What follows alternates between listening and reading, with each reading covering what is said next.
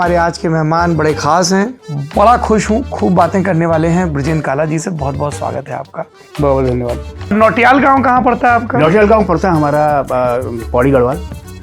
तो ये मेरा ननिहाल हुआ जहाँ मेरी पैदाइश, और कालाओं का गांव है सुमाड़ी। कभी ऐसे नहीं हुआ शूट कर रहे हैं उधर तो दिल करे कि थोड़ा गाड़ी की है अभी आगे है अखरोट का पेड़? हाँ, अब देखो वो है भी कि नहीं, बचपन में याद है मुझे सब। हम सब लोग जंगल जाया करते थे जब लोटा लेकर के घर वापस आ रहे होते थे तो किसी का भी लोटा लुढ़का दिया और वो टन टन टन टन टन करता हुआ ओ नीचे तक धर धर धर धर कूदते हुए नीचे तक चले गए। कूदते हुए चले तो गए, अब आना है वापस तो शाम हो जाती थी, तो सुबह का जंगल गया हुआ शाम को बल्ला उठता था। ये जो सुबह का भूला शाम को लौटता है वो इसलिए था कि उसका लोटा लुढ़क गया। पापा ये भी तो बताते थे कि डॉक्टर बनना है। हाँ। तो मेरे को बचपन से संगीत का शौक था, तो पापा ने एक बहुत अच्छी सी जो व्याख्या मेरे ऊपर की वो मैं यहाँ बोल नहीं सकता, तो उन्होंने कहा कि ये कोई सब्जेक्ट है संगीत, लेना तो कॉमर्स लो। तो मैं वाइस प्रेसिडेंट और ट्रेजरर था अपनी टीम का। तो पापा वैसे ही चिड़े रहते थे कि मतलब कि यार ये क्या कर रहा है, बोले क्या है ये, तो मैंने टिकट ऑथराइज कर रहे हैं हम लोग। तो पापा ने मम्मी को आवाज़ इधर, हाँ डॉक्टर मनमोहन सिंह। थिएटर वाले हम लोगों ने कई लोगों को देखा है जो वाया एनएसडी मुंबई पहुंचते हैं। हाँ, आपके साथ ऐसा संयोग नहीं बना कि कभी एनएसडी में अप्लाई करें? हाँ क्यों नहीं बना। मेरे को तो पहली बार मालूम ही तब पड़ा कि एक्टिंग का भी कोई स्कूल होता है। और जब मैंने गांधी जी की बकरी अनिल चौधरी साहब ने तैयार कराया मथुरा में, उसका जब पहला शो हमारा एनएसडी के प्रांगण में हुआ। आपका बोलने का एक तरीका है और आपकी आंखें भी बहुत एक्सप्रेसिव हो। कभी इसको लेके शुरुआती दौर में रोक टोक हुई? नहीं, ऐसा कुछ मैं शुरू में जब करता था ना तो मेरे साथ क्या होता था कि आंखें बंद हो जाती थी। तो प्रशांत वाजपेयी मेरे जो डीओपी कैमरामैन थे वो, और वो बड़े उसको बोलते मैं लाइक अबे हम कितने बोले हैं, हमारे साथ देख तो लिया कर। हम लोग आंखों की बात कर रहे थे, मुझे इरफान की आंखें याद आ गई। जी। मैं इंट्रो में बता रहा था पान सिंह तोमर का वो सीन, फर्स्ट सीन में उसकी आईज पूरी आती हैं शॉट में। हाँ ऐसे देखना, कौन हो तुम। अभी आपकी हम लोग फिल्मों की बात कर रहे हैं, एक फिल्म आ रही है गुड लक, उसके बारे में बताइए। एक बूढ़ी माँ, नानी या दादी प्रेग्नेंट हो गई, उसकी खबर फैल गई, और उस जो मेरा किरदार है, मैं उनका बेटा हूँ और मैं एक इलेक्शन लड़ रहा हूँ पार्षद का। आपके जितने जब भी हम यादगार रोल देखते हैं तो ज़्यादातर बहुत लेंथ में छोटे रोल हैं। एक चक्कर क्या है कि जो छोटे किरदार है ना वो बड़ी पिक्चरों में आ गए और वो बहुत बड़ी हिट हो गई कि जब अवार्ड्स की बारी आती है तो नॉमिनेशन तक में नाम नहीं आता। और ये कैसे होता है कि बीच फिल्म से निकाल दिया जाए? जैसे बेशरम पिक्चर बहुत लंबी हो गई है, बड़ी दिक्कत आ रही है, ऐसा हो रहा है वैसा हो रहा है करके, मतलब जो है कपूर साहब कह रहे हैं कि पहली बार लोग हमको देखेंगे और हम लोगों की सीरी नहीं है, हम लोगों के ऊपर गाना भी नहीं है, तो समझ में नहीं आ रहा क्या करें। तो मैंने क्या कर रहे हो, आपका करेक्टर स्क्रैप कर रहे हैं। ये मैं जब पहली बार लड़की देखने गया था, आप कसम से जब ये अपने बाल ठीक करते इतने प्यारे लगते। Brought to you by Sensodyne K। अभी लेके आए सेंसोडेंट के, टूथ का करंट गॉन तो लाइफ का करंट ऑन। नमस्कार, मेरा नाम सौरभ द्विवेदी है। हमारे आज के मेहमान बड़े खास हैं, हमारे पूर्वज हैं, काहे से कि हमारे बिहार की ज़मीन पर बनी फिल्म में इन्होंने वो रोल निभाया था जो हम सब लोगों को कंठस्थ हो गया है। एकदम अपनी बिटिया को एक डकैत के हाथ सौंपते के लिए, बेटा तुमको मिठाई खिलाएंगे, और इंटरव्यू करने जाते बागी दद्दा का, पत्रकार चौहान का रोल, और सबसे पहले वो सुग्गी का रोल हासिल हमारी जनरेशन के लिए कल्ट फिल्म है। और उसके पहले कई टीवी सीरियल्स में हमने इनको देखा, फिल्मों में तो लगातार देख ही रहे हैं, पीके, ज़ीरो, कई शॉर्ट फिल्मों में भी संजय मिश्रा और कई सारे लोगों के साथ आए हैं। टीवी सीरियल में आए तो हमारी बड़े दिन से इच्छा थी, दिन को बल्कि यूँ कह लीजिए बड़े बरसों से इच्छा थी। और ये जो हमारे मेहमान हैं इनका हमारा एक कॉमन कनेक्शन भी है, तिशुदा तिग्मांशुदा, वो इनके रिश्तेदार भी हैं। तो ऐसे बड़े कमाल के एक्टर हैं, मैं किसी भी रूपक और उपमा में खर्च नहीं होऊंगा। बड़ा खुश हूँ, खूब बातें करने वाले हैं ब्रिजेन काला जी से। बहुत बहुत स्वागत है आपका। बहुत बहुत धन्यवाद, बहुत अच्छा लगा। हमको बहुत बढ़िया लग रहा है आपको यहाँ देख के। हमें बहुत अच्छा लग रहा है, अड्डे पे आ गए। हाँ, हम लोग जब मिले तो हमने आपके अतर की तारीफ़ की, तो आपके जो पैमाने हैं वो बताइए ज़रा खरीदने के। खरीदने के पैमाने ये हैं कि मतलब कि अच्छा, लगाने से पहले अपने होम मिनिस्टर से, अपनी घरवाली से, अपनी बीवी से पूछ लो कि उनको पसंद है कि नहीं। उन्हें पसंद है तो आपको पसंद है। बताइए हमें उनके बारे में। बस हम लोग गए थे, एक मॉल में गए थे साथ में। नहीं, उनके बारे में विस्तार से बताइए, अपनी होम मिनिस्टर के बारे होम में, मिनिस्टर, नाम समेत। मेरी पत्नी है मुजिता, शादी से पहले मुजिता लोहानी थी, अब मुजिता काला हो गई। मुलिता, मोदिता, मोदिता, मोदिता। अच्छा। और आप कहिए कि मतलब ये बिल्कुल एकदम अरेंज मैरिज है। और मैं दिल्ली में शूटिंग कर रहा था एक घाव सीरियल की उस वक्त। किस साल की बात है? ये मेरे को साल याद रहता है कि माइकल जैक्सन आए थे उस समय मुंबई में, 96। उद्योग सेना ने कॉन्सर्ट करवाई थी। हाँ, 96 में। तो 3 दिसंबर हमारा विवाह हुआ था। और उससे पहले मैं यहाँ शूटिंग कर रहा था। और उसी एक पांडे फैमिली थी, तो उन्होंने ऐसी बातों बातों मुझसे कहा कि काला, शादी वादी का विचार है कि नहीं। मैंने कहा है तो सही, पर देखें कब होती है। तो उन्हीं की क्या बोलते हैं रिश्तेदार थी मुदिता, वो नैनीताल में थी उस वक्त।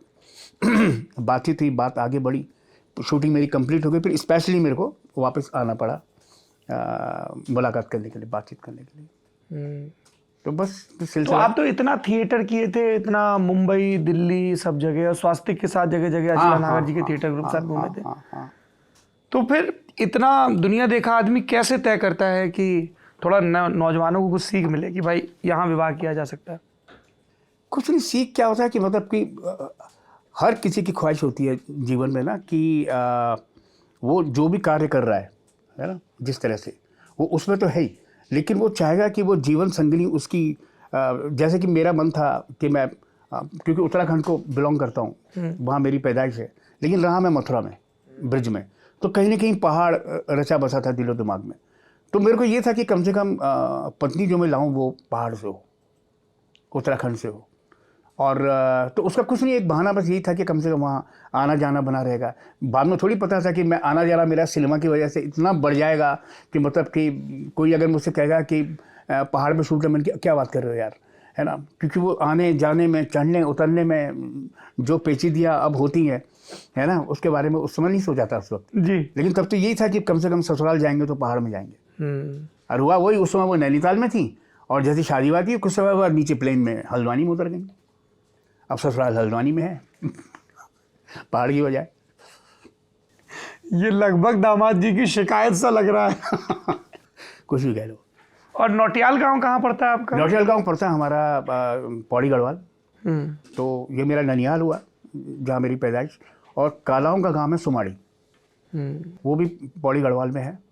और तो वहाँ ददिहाल, मतलब दादी वगैरह, नाना दादाजी वगैरह, पापा का गांव वो है। मम्मी कालाओं का एक ही गांव है क्या? एक ही गांव है जहाँ तो ये जो इंडियन एक्सप्रेस में लहर काला थी, आई थिंक, पता नहीं, और अब हमारी एक क्लासमेट रही है शिवानी काला, ये सब वहीं से निकले हैं। हाँ, मतलब इनके पेरेंट्स, इनके हाँ, दादा दादी सब वहीं, बिल्कुल बिल्कुल, मतलब एक ही गांव है सुमाड़ी, जहाँ मतलब काला प्रजाति पाई जाती है। उसके बाद वो यहाँ वहाँ जहाँ भी गए हों तरक्की करके। काला हिंदी का एक शब्द भी है, और हमारे यहाँ जिस तरह की रंग भेद को लेके समस्या है। जी। शुरू में मेरे को कोई ब्रजेंद्र काला, जिसको बेचारे को कतई नहीं पता ना, तो प्रोनाउंस नहीं कर पाता है। वो काला की जगह कालरा कर देगा, वो काला की जगह काले कर देगा। अगर इसको काला कह दिया शायद बुरा मान जाएगा, है कि नहीं। तो शायद मैंने गलत सुना, शायद ये गलत लिखा हुआ है। तो वो जो भी नया व्यक्ति जिसको पता नहीं है कतई, तो वो ब्रजान आगे, काला साहब, मैंने काला नहीं, काला। अच्छा आप, अच्छा काला ही है, हाँ ओके सॉरी। असल उसको लगता है मैंने इसको काला बोल दिया, गोरा बोल दूंगा तो शायद इसको अच्छा लगेगा। इसीलिए मैंने कहा ना, वो रंग भेद का मसला है। तो ऐसी भी चीज़ें होती हैं। तो अभी आप जाते हैं अपने गांव सुमड़ी या नौटियाल? सुमाड़ी अभी नहीं, वहाँ कब गए थे आखिरी बार? मैं आखिरी बार बचपन में गया था, जब मैं छोटा था। पापा की इच्छा थी कि वो रिटायरमेंट के बाद, उससे पहले वो गए थे, तो जैसे कहते हैं ना कि मकान छुहाना कि ना, उसको थोड़ा सा बना लेना। तो वो उन्होंने किया था वहाँ पे, थोड़ा सा अखरोट के पेड़ वेड़ थे, घर वर थोड़ा सा उन्होंने बनाया कि मैं रिटायरमेंट के बाद यहाँ पे रह सकूँ। लेकिन रिटायरमेंट के कुछ समय के बाद ही पापा का देहांत हो गया था मथुरा में, 1987 में। हाँ, फिर जाना हुआ नहीं वहाँ पे। फिर वो बात आई गई हो गई। फिर वो हमारे जो छोटे दादाजी थे उनके लड़के जो छोटे चाचा थे मेरे, फिर वो सब फिर वही रख रखाव करते थे, वही लोग रहने लगे वहाँ पे। तब से फिर जाना हुआ नहीं वहाँ। फिर माँ को भी नहीं था इतना कि मतलब कि अब छोड़ो, ऐसा वाला हो गया। फिर मतलब वहाँ से मन हटा ही दिया। डार से बिछुड़ी वाला मामला। हाँ मतलब क्या बोलेंगे। कभी ऐसे नहीं हुआ शूट कर रहे हो उधर तो दिल करे कि थोड़ा गाड़ी खींच? है, अभी आगे है कि ऐसा विचार है। मेरी पत्नी भी बोलती है कि मतलब क्योंकि हमारी जो कुल देवी हैं वो तो वहीं है ना, गौरा भगवती अपना, उनके लिए तो है। देखो इस साल उम्मीद करते हैं कि एक चक्कर पक्का लगाएंगे। अखरोट का पेड़। हाँ अब देखो वो है भी कि नहीं, बचपन में याद है मुझे सब। अखरोट का पेड़, वो खेती बाड़ी करने के लिए क्या था कि स्टेयर्स नुमा खेत होते थे, छोटे छोटे, मतलब ना इतने बड़े बड़े सीढ़ीदार खेत जो हम लोग पढ़ते थे भूगोल की किताब में। सीढ़ीदार। तो मुझे एक बचपन का किस्सा याद है कि हम सब लोग जंगल जाया करते थे जब लोटा लेकर के।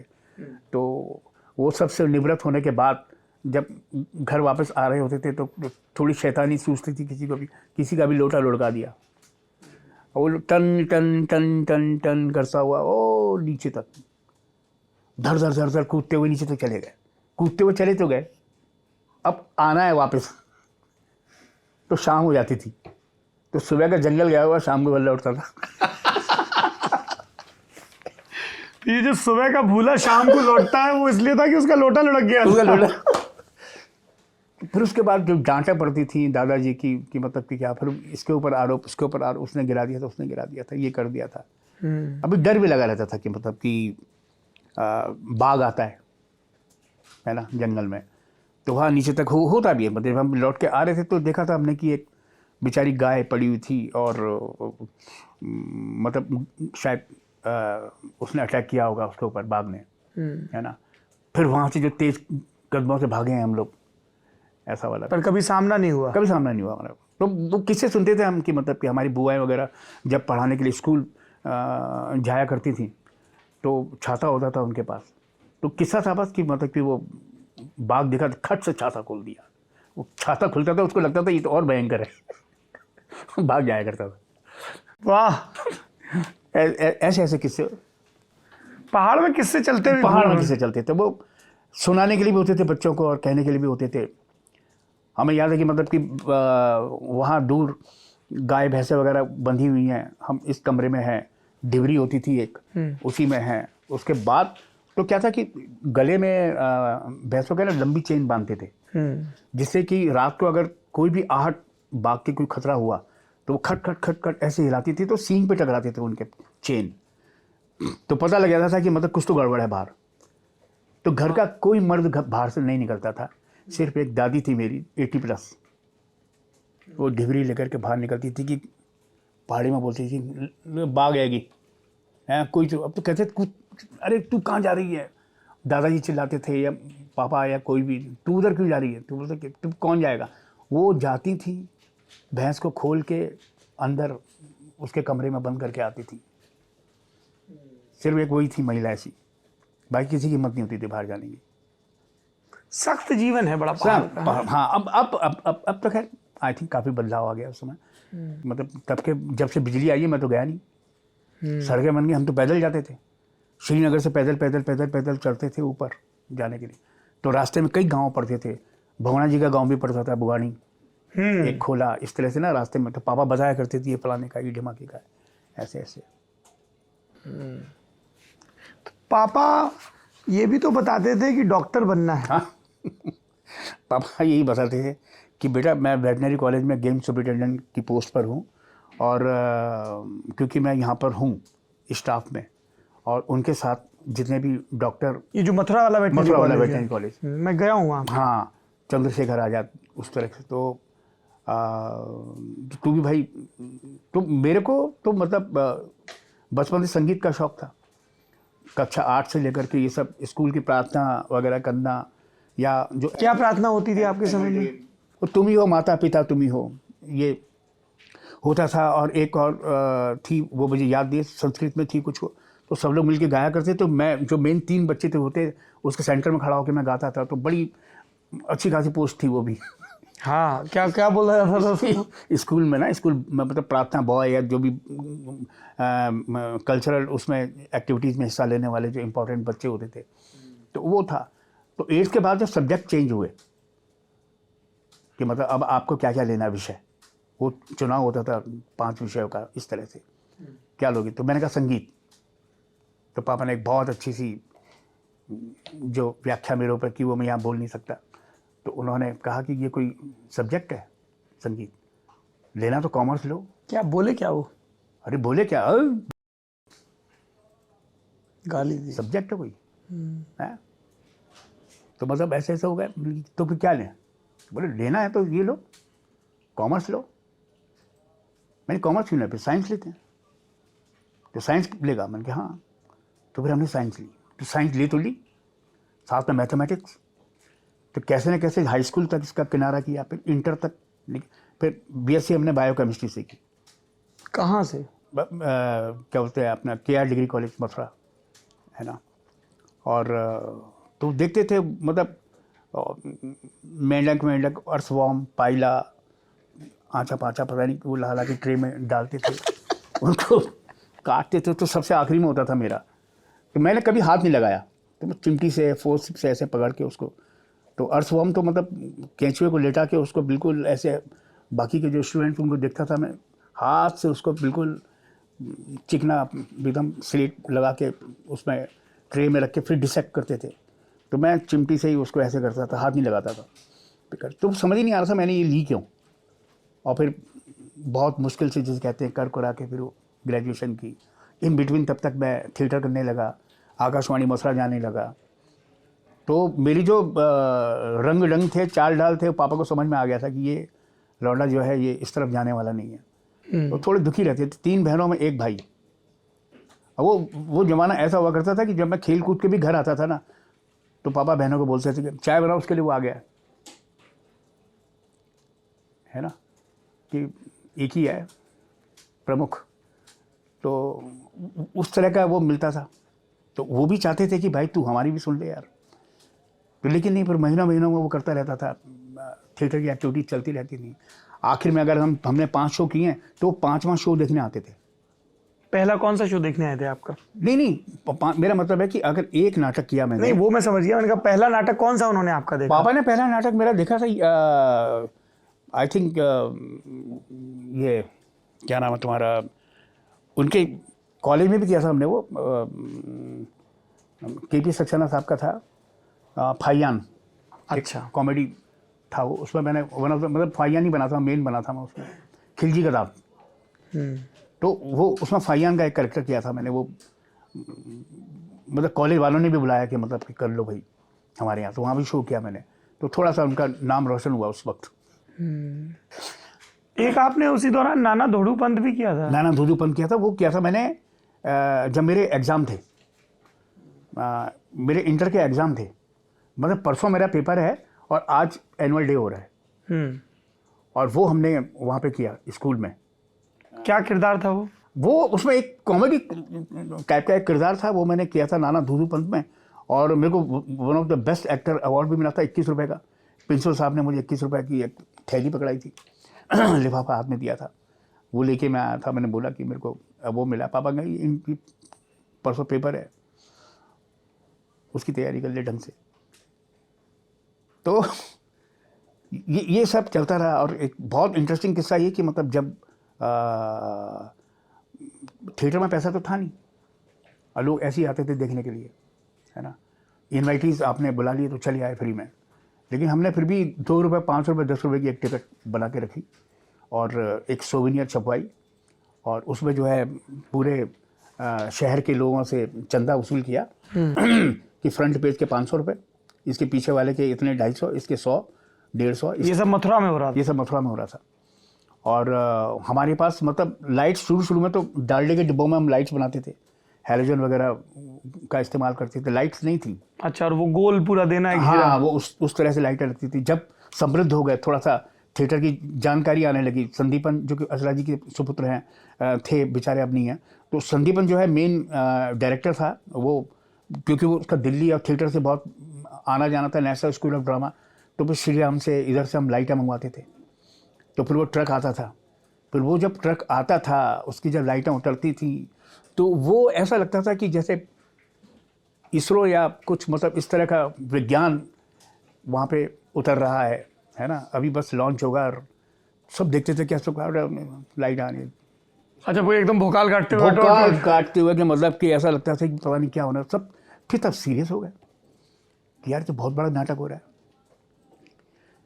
मैं चलंदाज चोर कर रहा था अच्छा, और खुद ही अपने पोस्टर लगा रहा था खंबे पे ऊपर चलंदाज चोर का। नीचे संदीपन जो है गरम गरम आमलेट लेके खड़ा हुआ है, ठंडा हो जाएगा तो मैं आ रहा हूँ, मैंने जंग चिपका लूँ, ले ही लेके अपने लगे हुए हैं। नीचे स्कूटर बंदा आया, उसने देखा चलंदाज चोर नाटक, ये कहाँ होगा? बोले यहीं मथुरा में होगा। अच्छा हाँ, कब है? तो बताया कि मतलब 3 तारीख से है, फला फला। अच्छा, टिकट है इसकी? हाँ टिकट है। आर्टिस्ट कौन कौन है? तो सब एक दूसरे का मुंह देख रहे हैं। अगर बोल दिया यही है मेन जो ऊपर चढ़ा हुआ है तो कतई नहीं लेता।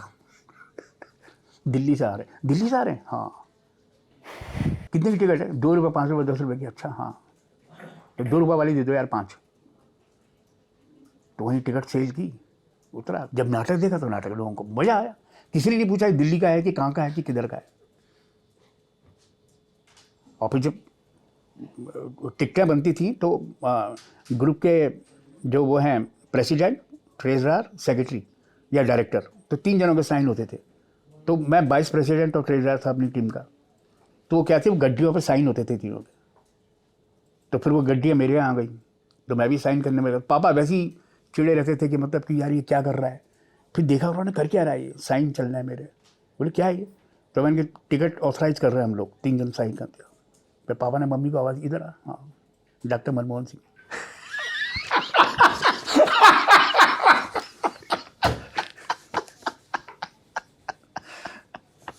तो मैंने ऐसा मैंने ये क्या मतलब हुआ? ठीक है ठीक है। कमाल है। तो ये जो मतलब जीवन की जो जीवनचर्या है जो कि कैसे कैसे करके तो क्या होता था कि सबको सरकारी नौकरी चाहिए अपने बच्चों के लिए, हाँ है ना। उनका मत ये था कि भाई तू कैसे भी सुरक्षित दिशा पकड़ ले। अब जिंदा होते देखते कि हाँ मैं सफल हूँ क्या हूँ, तो उनको बात समझ में आती। लेकिन वो रहे नहीं, जल्दी चले गए। और तब तक उनको यही था कि मतलब कि मेरे पीछे से तेरी 3 बहनें हैं, तू है, तेरी माँ है, मतलब कैसे क्या होगा। एक चिंता हर एक पिता को होती है, उनको भी थी। हमारे पिता के साथ के जो लड़के थे उनके पिताओं को हमसे चिंता होती थी। मैं संदीपन हम सीनियर थे, बाकी के लड़के जूनियर थे। हम लोग झोला लटकाए हुए शहर में चंदा इकट्ठा कर रहे हैं, ये थिएटर फेस्टिवल करना है। तो एक हमारा मित्र है आशुतोष गर्ग, तो उसके पिताजी चंपाकवाल के इंटर कॉलेज के प्रिंसिपल थे। वो भी सताए हुए थे अपने लड़के से कि वो भी मतलब जाता है। उनको लगता था ये गैंग है इनका। जब नाटक वाटक होता है, अखबार में फोटो वोटो आती है, वहाँ तक अच्छा लगता है। उसके बाद उनको लगता है कि इनको फिर बाकी अपने और ये काम धाम छोड़ के कुछ और कर लेना चाहिए। अरे पर इसके लिए तो तैयारी करनी पड़ती है ना। हाँ, तो फिर वो रिक्शे में जा रहा था, उन्होंने रोका रोका रोका रोका, अरे नागर, अरे काला। हाँ, हमने सुनी नहीं। अरे मैंने किया आशु के पापा। अब उनको पता है कि क्लास लगेगी। अब फिर भी देख लिया पलट के, बोले कि अरे सुनो। रिक्शा वाले ने फिर आवाज़ दी, अरे अंकल आप? हाँ, पैर वैर छुए जी। कहाँ जा रहे हो बेटा? अपने कुछ नहीं, बस ये थोड़ा सा कलेक्शन कर रहे हैं। क्या कलेक्शन? कि थिएटर फेस्टिवल करना है। अच्छा अच्छा, हाँ लोग दे रहे हैं, पैसा दे रहे हैं? नहीं, हाँ दे देते हैं लोग। बढ़िया बात है, लोग पैसे देते हैं, अच्छी बात है। फिर बेटा क्या करोगे? हमने फेस्टिवल करेंगे। नहीं, आगे क्या करोगे? हमने आगे नाटक करेंगे। नहीं नहीं, जीवन में करोगे क्या? वो तो ठीक है नाटक करोगे, खाओगे कैसे? तो एकदम से जैसे बाउंसर मार दिया उन्होंने ना, समझ ही नहीं आया हमें कि मतलब इसका जवाब क्या होना चाहिए। तो एकदम से आया कि हम लोग अपने थिएटर के ऑफिस में बैठ के बातचीत कर रहे थे एक दिन, और ऐसी विचार आया कि एक नाट्य गांव बसाएंगे। नाट्य गांव? मथुरा में, वृंदावन में, है ना। और क्या बोलते हैं, बिरला मंदिर के आसपास एक ज़मीन है, वहाँ पे जो है नाट्य गांव। तुम अंकल नाट्य गांव? बोले ये क्या है? नाट्य गांव बसाएंगे। कहाँ बसाओगे? तो बिरला मंदिर के पास ज़मीन वो सरकार देगी। तो जो हमारे भैया जी प्रेसिडेंट हैं, उन्होंने चीफ मिनिस्टर को लिख दिया है, कागज, और वो बोले उसमें क्या होगा, उसमें मतलब हमारे जो लड़के हैं ये और बाकी और जो करना चाहें वो, तो एक नाट्यगांव में से वहीं उनका घर होगा और फिर पूरा प्रोफेशनल थिएटर करेंगे। तो टूर होगा, पहले देश देश फिर विदेश विदेश। तो उनको लगा कि हमने बाउंसर मार दी। तो रिक्शे वाले कहा चल भाई। तो मतलब हाथ भी हमारे बड़े लगे कि मतलब प्रणाम अंकल, तब तक निकल गई। हमने देखा यार ये फिर वो मिले तुम्हारा कि नहीं? तो फिर प्ले देखने आए होंगे। अब मतलब आशु को हमने बोलते थे उससे कि क्या तेरी बातचीत हुई, मुलाकात हुई, क्या हुआ? बोले नहीं पापा बोलते रहे तुम लोगों से मुलाकात हुई थी। आए, पूरा नाटक वाटक किया हम लोगों ने। हमने करीब 40-45 हज़ार रुपये कलेक्ट किए थे उस फेस्टिवल के लिए। दिल्ली से, लखनऊ से, जरूर बड़ी रकम है उस जमाने हाँ, में। बहुत बड़ी रकम। अब बड़े ग्रुप आए हुए थे और क्या था ना कि हम लोगों को बिल्कुल वो, अभी जैसे सोविनियर मुझे छपवानी है, सोविनियर के लिए मुझको मतलब एक लड़का दिया गया है कि अब तू ना करेक्शन वगैरह करेगा, देख लेगा कि आ ई ऊ की मात्रा सब सही है क्या ना। जाते थे ना मत कि छपवाना है सब कुछ। तो अब प्रेस तक जाने के लिए हमको रिक्शा प्रोवाइड किया गया है, 2 रुपये से लेकर 5 रुपये तक का खर्चा है ना। या तो ये कर लो और फिर बीच में नाश्ता पानी कैसे होगा? आप जा रहे हो तो उसके लिए भी तो पैसा चाहिए, वो नहीं है ग्रुप के पास। वो तुम देख लो यार कैसे होगा। तो पैदल जाते थे, फिर 2-5 रुपये शंकर हलवाई की दुकान पे जाकर गाजर का हलवा और 2 बेड़े, 2 बेड़े की पूड़ी। हाँ, दोनों भैयाओं ने खाई और उसके बाद पैदल पे गया, मुँह पानी वानी पी के अपना चले गए वहाँ। चाय तो वो पिलाई देगा प्रेस वाला, और ना पिलाए तो जबरन कह देंगे। नहीं तो वो तो इतना बड़ा काम दिया उसको। ये एकदम भूमिका भी वही वाली आ गई। तो ऐसे मतलब यादगार दिन है, क्योंकि मतलब कभी आप ज़िंदगी में भूल नहीं सकते। और ये सारी चीज़ें मतलब अभिनय में काम आती हैं आगे, जब हम काम कुछ भी करते हैं, कोई भी किरदार मिलता है तो, क्योंकि जीवन इस तरह का जिया हुआ है। तो ये हम फिर लोग कहते हैं बड़ा रियलिस्टिक करते हो, तो मैंने रियलिस्टिक जिया है तो रियलिस्टिक हो जाता है। रेफरेंस के लिए कहीं भागने की जरूरत नहीं है। वो रेफरेंस तो हर तरह का आ जाता है ना, कि कैसे कैसे क्या क्या कर रखा है। तो जैसे हम लोग हासिल में सुग्गी का किरदार देखते हैं तो वो बड़ा पहले है, तो वो क्या ब्रीफ था और इम्प्रोवाइजेशन था कि कैसा क्या था, कितना लिखित में था स्क्रीन प्ले में? नहीं, वो वैसे ही था, क्योंकि बैट इशू हम लोग बैठ करके जिस तरह से कहानी का वो उतारा, उसने पूरी तरह से इलाहाबाद में बसा दिया था। और फिर जैसे कि मतलब मैं मथुरा शहर से ही हूँ, है ना, और तो वहाँ क्या होगा कि अगर मोहल्ले में आप लड़कों के बीच में आप रह रहे हो, है ना, तो मैं तो मतलब पापा को, हम लोग जब घर में बहस हो जाती थी ना कि मतलब कि क्या कर रहा है तू करेगा क्या भविष्य में, है ना, तो मैं उनको बोला करता था कि आपको ये नहीं लगता कि मतलब इस उम्र में, जबकि लड़के पान की दुकानों पे खड़े होकर सीटियाँ बजाते हैं, है ना, ऐसा लगता है दिलीप साहब डायलॉग बोल रहे हैं कोई अपने पिताजी को समझाते हुए। उस वक्त हम एक क्रिएटिव वर्क करते हैं, हम लोग जाकर रिहर्सल्स करते हैं और उन लड़कों को भी जोड़ते हैं जो कि ना कम से कम पान की दुकानों पे खड़े होकर सीटी साटी ना बजाएं, लड़कियों को देख के फप्तियाँ ना कसें। और हम इस तरह से वहाँ जाकर के अपना पूरा शाम तक पूरी निकाल के फिर आते क्रिएटिव जॉब करते हैं और मदद करते हैं कि मतलब इसमें आपका जिसे कहते हैं कि देश हित में मदद करते हैं कि कल को कुछ अगर ऐसा वैसा होता है या किसी जाति के उस पर, किसी उसके उस पर खून का रंग लाल है करके नुक्कड़ नाटक कर दिया, है ना, उस तरह की भी हम अपनी जो है भावनाएं व्यक्त करते हैं, उस पर भी हम ध्यान देते हैं, उस पर भी हम अपना योगदान देते हैं। तो अब ये जब डायलॉग पूरा हुआ तो उधर से पृथ्वीराज कपूर क्या बोले? पृथ्वीराज कपूर भाई यही बोले कि पता कि हाँ तू तो देश चला रहा है, हाँ तेरे को तो बुलाएंगे। एक और इंटरेस्टिंग किस्सा था कि एक बार जब धीरे धीरे क्या हुआ कि हमारे ग्रुप का नाम हो चुका था शहर के अंदर, एक अच्छा खासा बन गया था, पेपरों में छपता रहता था। तो अचानक क्या हुआ कि आर्मी से कॉल आई। हाँ, बड़ा कैंट एरिया है। बड़ा कैंट एरिया है, तो मैस तो वहाँ के एक ब्रिगेडियर साहब कोई जो है अपने गाड़ी वाड़ी में जीप में आए, निक्कर पहन के, वाइट टी शर्ट पहन के, और तो जो हमारे घर में एक गली है पीछे की तरफ दरवाज़ा खुलता है, वो किसी ने बताया होगा, पूछा होगा उन्होंने कि भाई मिस्टर काला उनके घर पे जाना है, तो किसी ने कहा है गली से ले आओ, तो हरे रंग का दरवाज़ा है वो उन्हीं का है। तो खट खट खट खट खट खट किया, दरवाज़ा खोला, पापा ने खोला, तो बोले I want to meet mister Kala. पापा ने कहा yes, no no no I want to meet mister Kala. पापा को समझ में आ गया, उनको बैठाया उनको, फिर अंदर आए, मिस्टर काला, मिस्टर काला। मैंने कहा, उनको क्या हो गया?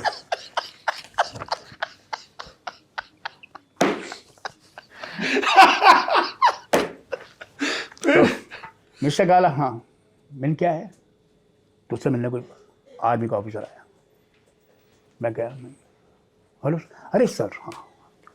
हाथ हाथ मिलाया, बैठे। तो बोलते हैं कि हमारे यहाँ एक फंक्शन है और हम चाहते हैं कि मतलब आप एक कोई भी प्ले जो है हमारे यहाँ परफॉर्म करो। मैंने आओ चलो, अब मैं आगे ले आता हूँ। तो फिर मैं संदीप से मिला के उनको गाड़ी में बैठा, उनको लेकर के वहाँ गया। फिर पूरी टीम से बातचीत करके, भाई सौदा ये लोग तय करेंगे कैसे क्या करना, क्या करना। बात फिक्स हो गई, ओके। और नाटक हो गया। कौन सा नाटक किया था? हमने किया था ये अंधेरी नगरी चौपड़ राजा, अच्छा, है ना। ये हमने प्ले वहाँ पे करीब 1.25 घंटे का वहाँ कर दिया। वहाँ बच्चों को और पूरे मतलब उनको सबको बहुत मज़ा आया उसमें। अब आर्मी में शो किया तो वहाँ से मिलना तो कुछ है नहीं, है उस तरह का तो कुछ था नहीं। अब उन्होंने, उनका क्या था कि अब शो खत्म हो गया, अब पार्टी में लौंडों ने खूब खाया पिया, है ना, खूब दवा पिया खाया। हाँ, ये सब कुछ हुआ। अपने आकर के सब लहराते हुए, सब मज़ा आ गया, ये मज़ा आ गया।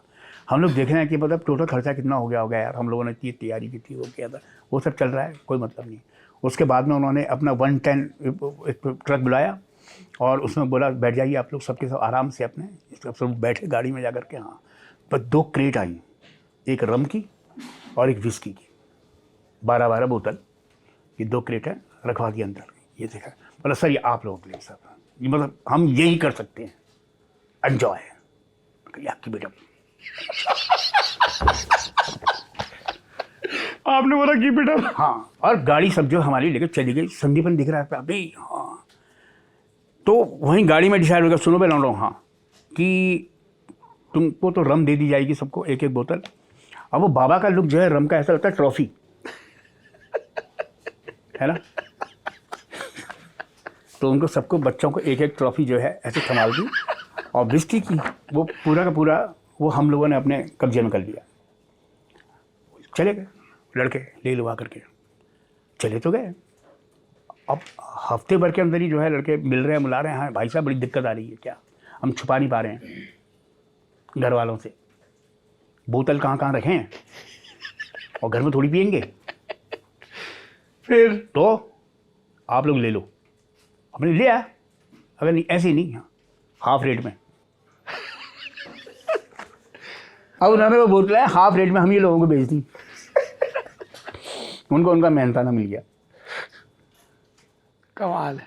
नाटक कैसे चुनते थे कि अब ये वाला करेंगे, अब ये भाई? वो सब संदीपन चुनते थे। संदीपन क्योंकि बहुत ही अचला नागर जी हाँ, के बेटे वो थिएटर से बहुत उनको शुरू से लगाव था। और वही एक व्यक्ति था हम लोगों के बीच में जो कि दिल्ली अपने नेशनल स्कूल ऑफ ड्रामा कहिए या मंडी हाउस कहिए, तो जिसने मतलब पूरा ये बनाया माहौल। और तो बस कि अभी क्या बोलते हैं, राग दरबारी कर लेते हैं, कि अभी घासीराम कोतवाल कर लेते हैं, कि अभी ये कर। मैं बीच में जब बम्बई चला गया तो मैं वहाँ से फ़ोन करता था, तो मैंने कहा हाँ भाई क्या हो रहा है, क्या उठाया।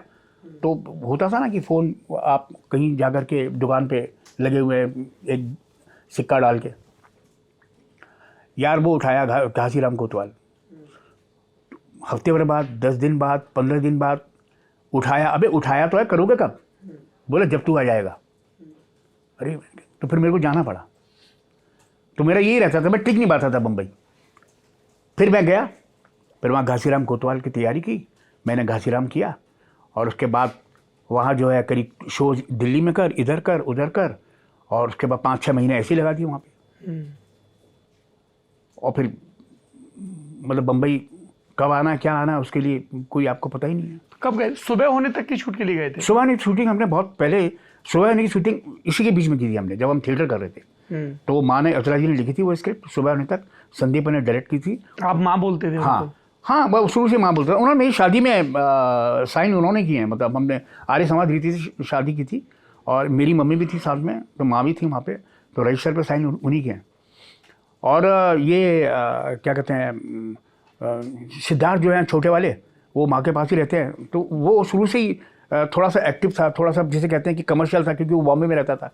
तो वो शूट भी करता रहता था कभी कहीं। तो उसी ने जुगाड़ किया, एक विनोद छाबड़ा जो है प्रोड्यूसर लेके आया लखनऊ से, और ये फिल्म की तैयारी की। तो उसमें वन ऑफ द हीरो मतलब एक तो कमल जी साहब थे, और दूसरा जो है सिद्धार्थ, पल्लवी जोशी, संगीता नायक, इस तरह से पूरा एक बना हुआ। क्या रोल था आपका? परीक्षित जी के 4-5 बच्चे थे, उनमें से एक मैं भी था, तो नाम मेरा उसमें शानू था।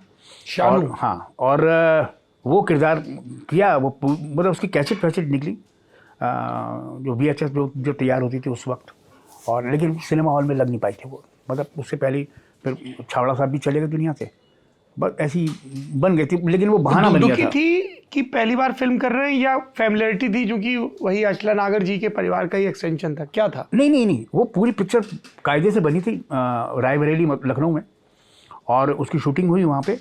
और क्योंकि संदीपन तो डायरेक्शन का उन्होंने मतलब कई लोगों को असिस्ट कर चुका था वो, और वो थिएटर भी कर ही रहे थे, तो वो डायरेक्ट कर रहे थे। तो बाकी टीम में मतलब जैसे मैं असिस्ट भी कर रहा हूँ और मैं एक्टर भी हूँ, तो कैसे मतलब एडी किस तरह का होता है, क्या क्या ख्याल है, कंटिन्यूटी कैसे रखते हैं, मतलब बहुत मेहनत करनी पड़ी उस वक्त। तुरंत जो है बुला लेता था कि तेरा सीन है भाई, तू क्या करने में लगा हुआ है, अच्छा आ गया, फिर वहाँ खड़ा हो गया जा करके। तो ये एक अपने आप में समझो कि क्रैश कोर्स हो गया अपने आप का ना। उसके बाद फिर धीरे धीरे करके फिर मुंबई आ गया। फिर बॉम्बे आने के बाद हालात इस तरह के थे कि मतलब कि आए तो थे हम सिर्फ सिनेमा करने के लिए, और तब तक टीवी सीरियल्स ये आने शुरू हुए थे, ZTV वगैरह ये सब एकदम उस वक्त नए आए थे। होम टीवी था, TVI था। तो एक शेखर कपूर का प्रोग्राम था जो टिशू कर रहा था उस वक्त, हम बॉम्बे नहीं जाएंगे, हाँ, है ना। फिर उसमें मुझे कॉल किया गया, तब फिर ये रिलीज नहीं हुआ था? हाँ, नहीं आया। हाँ, इसके कुछ एपिसोड आए, आई थिंक 12-15 कुछ एपिसोड बनाए थे, 8-10 कुछ आए। क्योंकि हमने इसका जिक्र टिशुदास से, अनुभव सिन्हा जी से, कई लोगों से इसका बहुत अलग अलग, जितने NSD वाले और उसके इर्द गिर्द वाले लोग हैं, इस पे बहुत बात होती है। हम जी, अनुभव कुछ दूसरा कर रहे थे कुछ अपना, और ये टिशू ये कर रहे थे, तो उसमें सौरभ, मैं, मनोज वाजपेयी भी थे शुरू में। हाँ। बहुत सारे, सब संजय मिश्रा वगैरह सब, संजय आर्ट भी कर रहा था, आर्ट डायरेक्शन भी संजय कर रहा था वहाँ पे, एक्टिंग भी कर रहा था। मनोज पावा भी थे, इद्रिस मलिक, बहुत सारे लोग थे, और इरफान, और बाकी तो सब थे ही उस वक्त, विनीत भाई। तो वो एक इतना था कि मैं लिखता भी था। मैंने सौरभ ने और अपना विक्टर आचार्य है ना, अपने धूम के डायरेक्टर है ना, विजय कृष्णा, विजय, तो ये 2-3 एपिसोड हम लोगों ने ऐसे लिखे थे उस वक्त। एक फिक्स था कि मैं एक्टिंग भी करता था, लिखता भी था, कि 1000 रुपये पर डे के हिसाब से कम बन जाए सबका, और महीने का कम से कम 10,000 तो निकल ही जाए कि खर्चा वर्चा आपका बन सके। तो बिल्कुल। कहाँ रहते थे बॉम्बे में? मैं उस समय बॉम्बे में गोरेगांव में थे, है ना, और काफ़ी टाइम तो मैं माँ के पास रहा, जब कुछ नहीं करता था। उस वक्त दिमाग में लगा हुआ था सिर्फ सिनेमा करेंगे और कुछ नहीं करेंगे। फिर माँ को मैं असिस्ट करने लगा राइटिंग में, फिर तब सीखा कि स्क्रीन प्ले कैसे लिखते हैं, और ये किस तरह से डेवलपमेंट, कहानी कैसे डेवलप होती है, क्या होती है। तो उनके साथ बहुत सारी फिल्मों में मैंने असिस्ट किया उनको। उनमें शुरुआती थी मेरा पति सिर्फ मेरा है। पहली बार मैं उनके साथ जहाज़ में बैठा, पहली बार हैदराबाद, मद्रास, बॉम्बे, इस तरह का ट्रिप किया। और बड़े मजे आते हैं पहली बार। हाँ, पहली बार जब गए, देखा मैंने कि बेल्ट कैसे लगानी है, माँ बताती इसको ऐसे लगाते हैं, ओके करके अपने जो है बड़े बड़े स्क्रीन, मतलब यूज जंबो था, बड़ा वाला जहाज़ था। तो फिर वो छोड़ के मुझे चली गई, मैं असिस्टेंट था। फिर मेरे को था कि मतलब मैं तो, मेरी बहुत अच्छी बन गई थी पूरे यूनिट के साथ में, मतलब असिस्टेंट, चीफ असिस्टेंट के साथ में।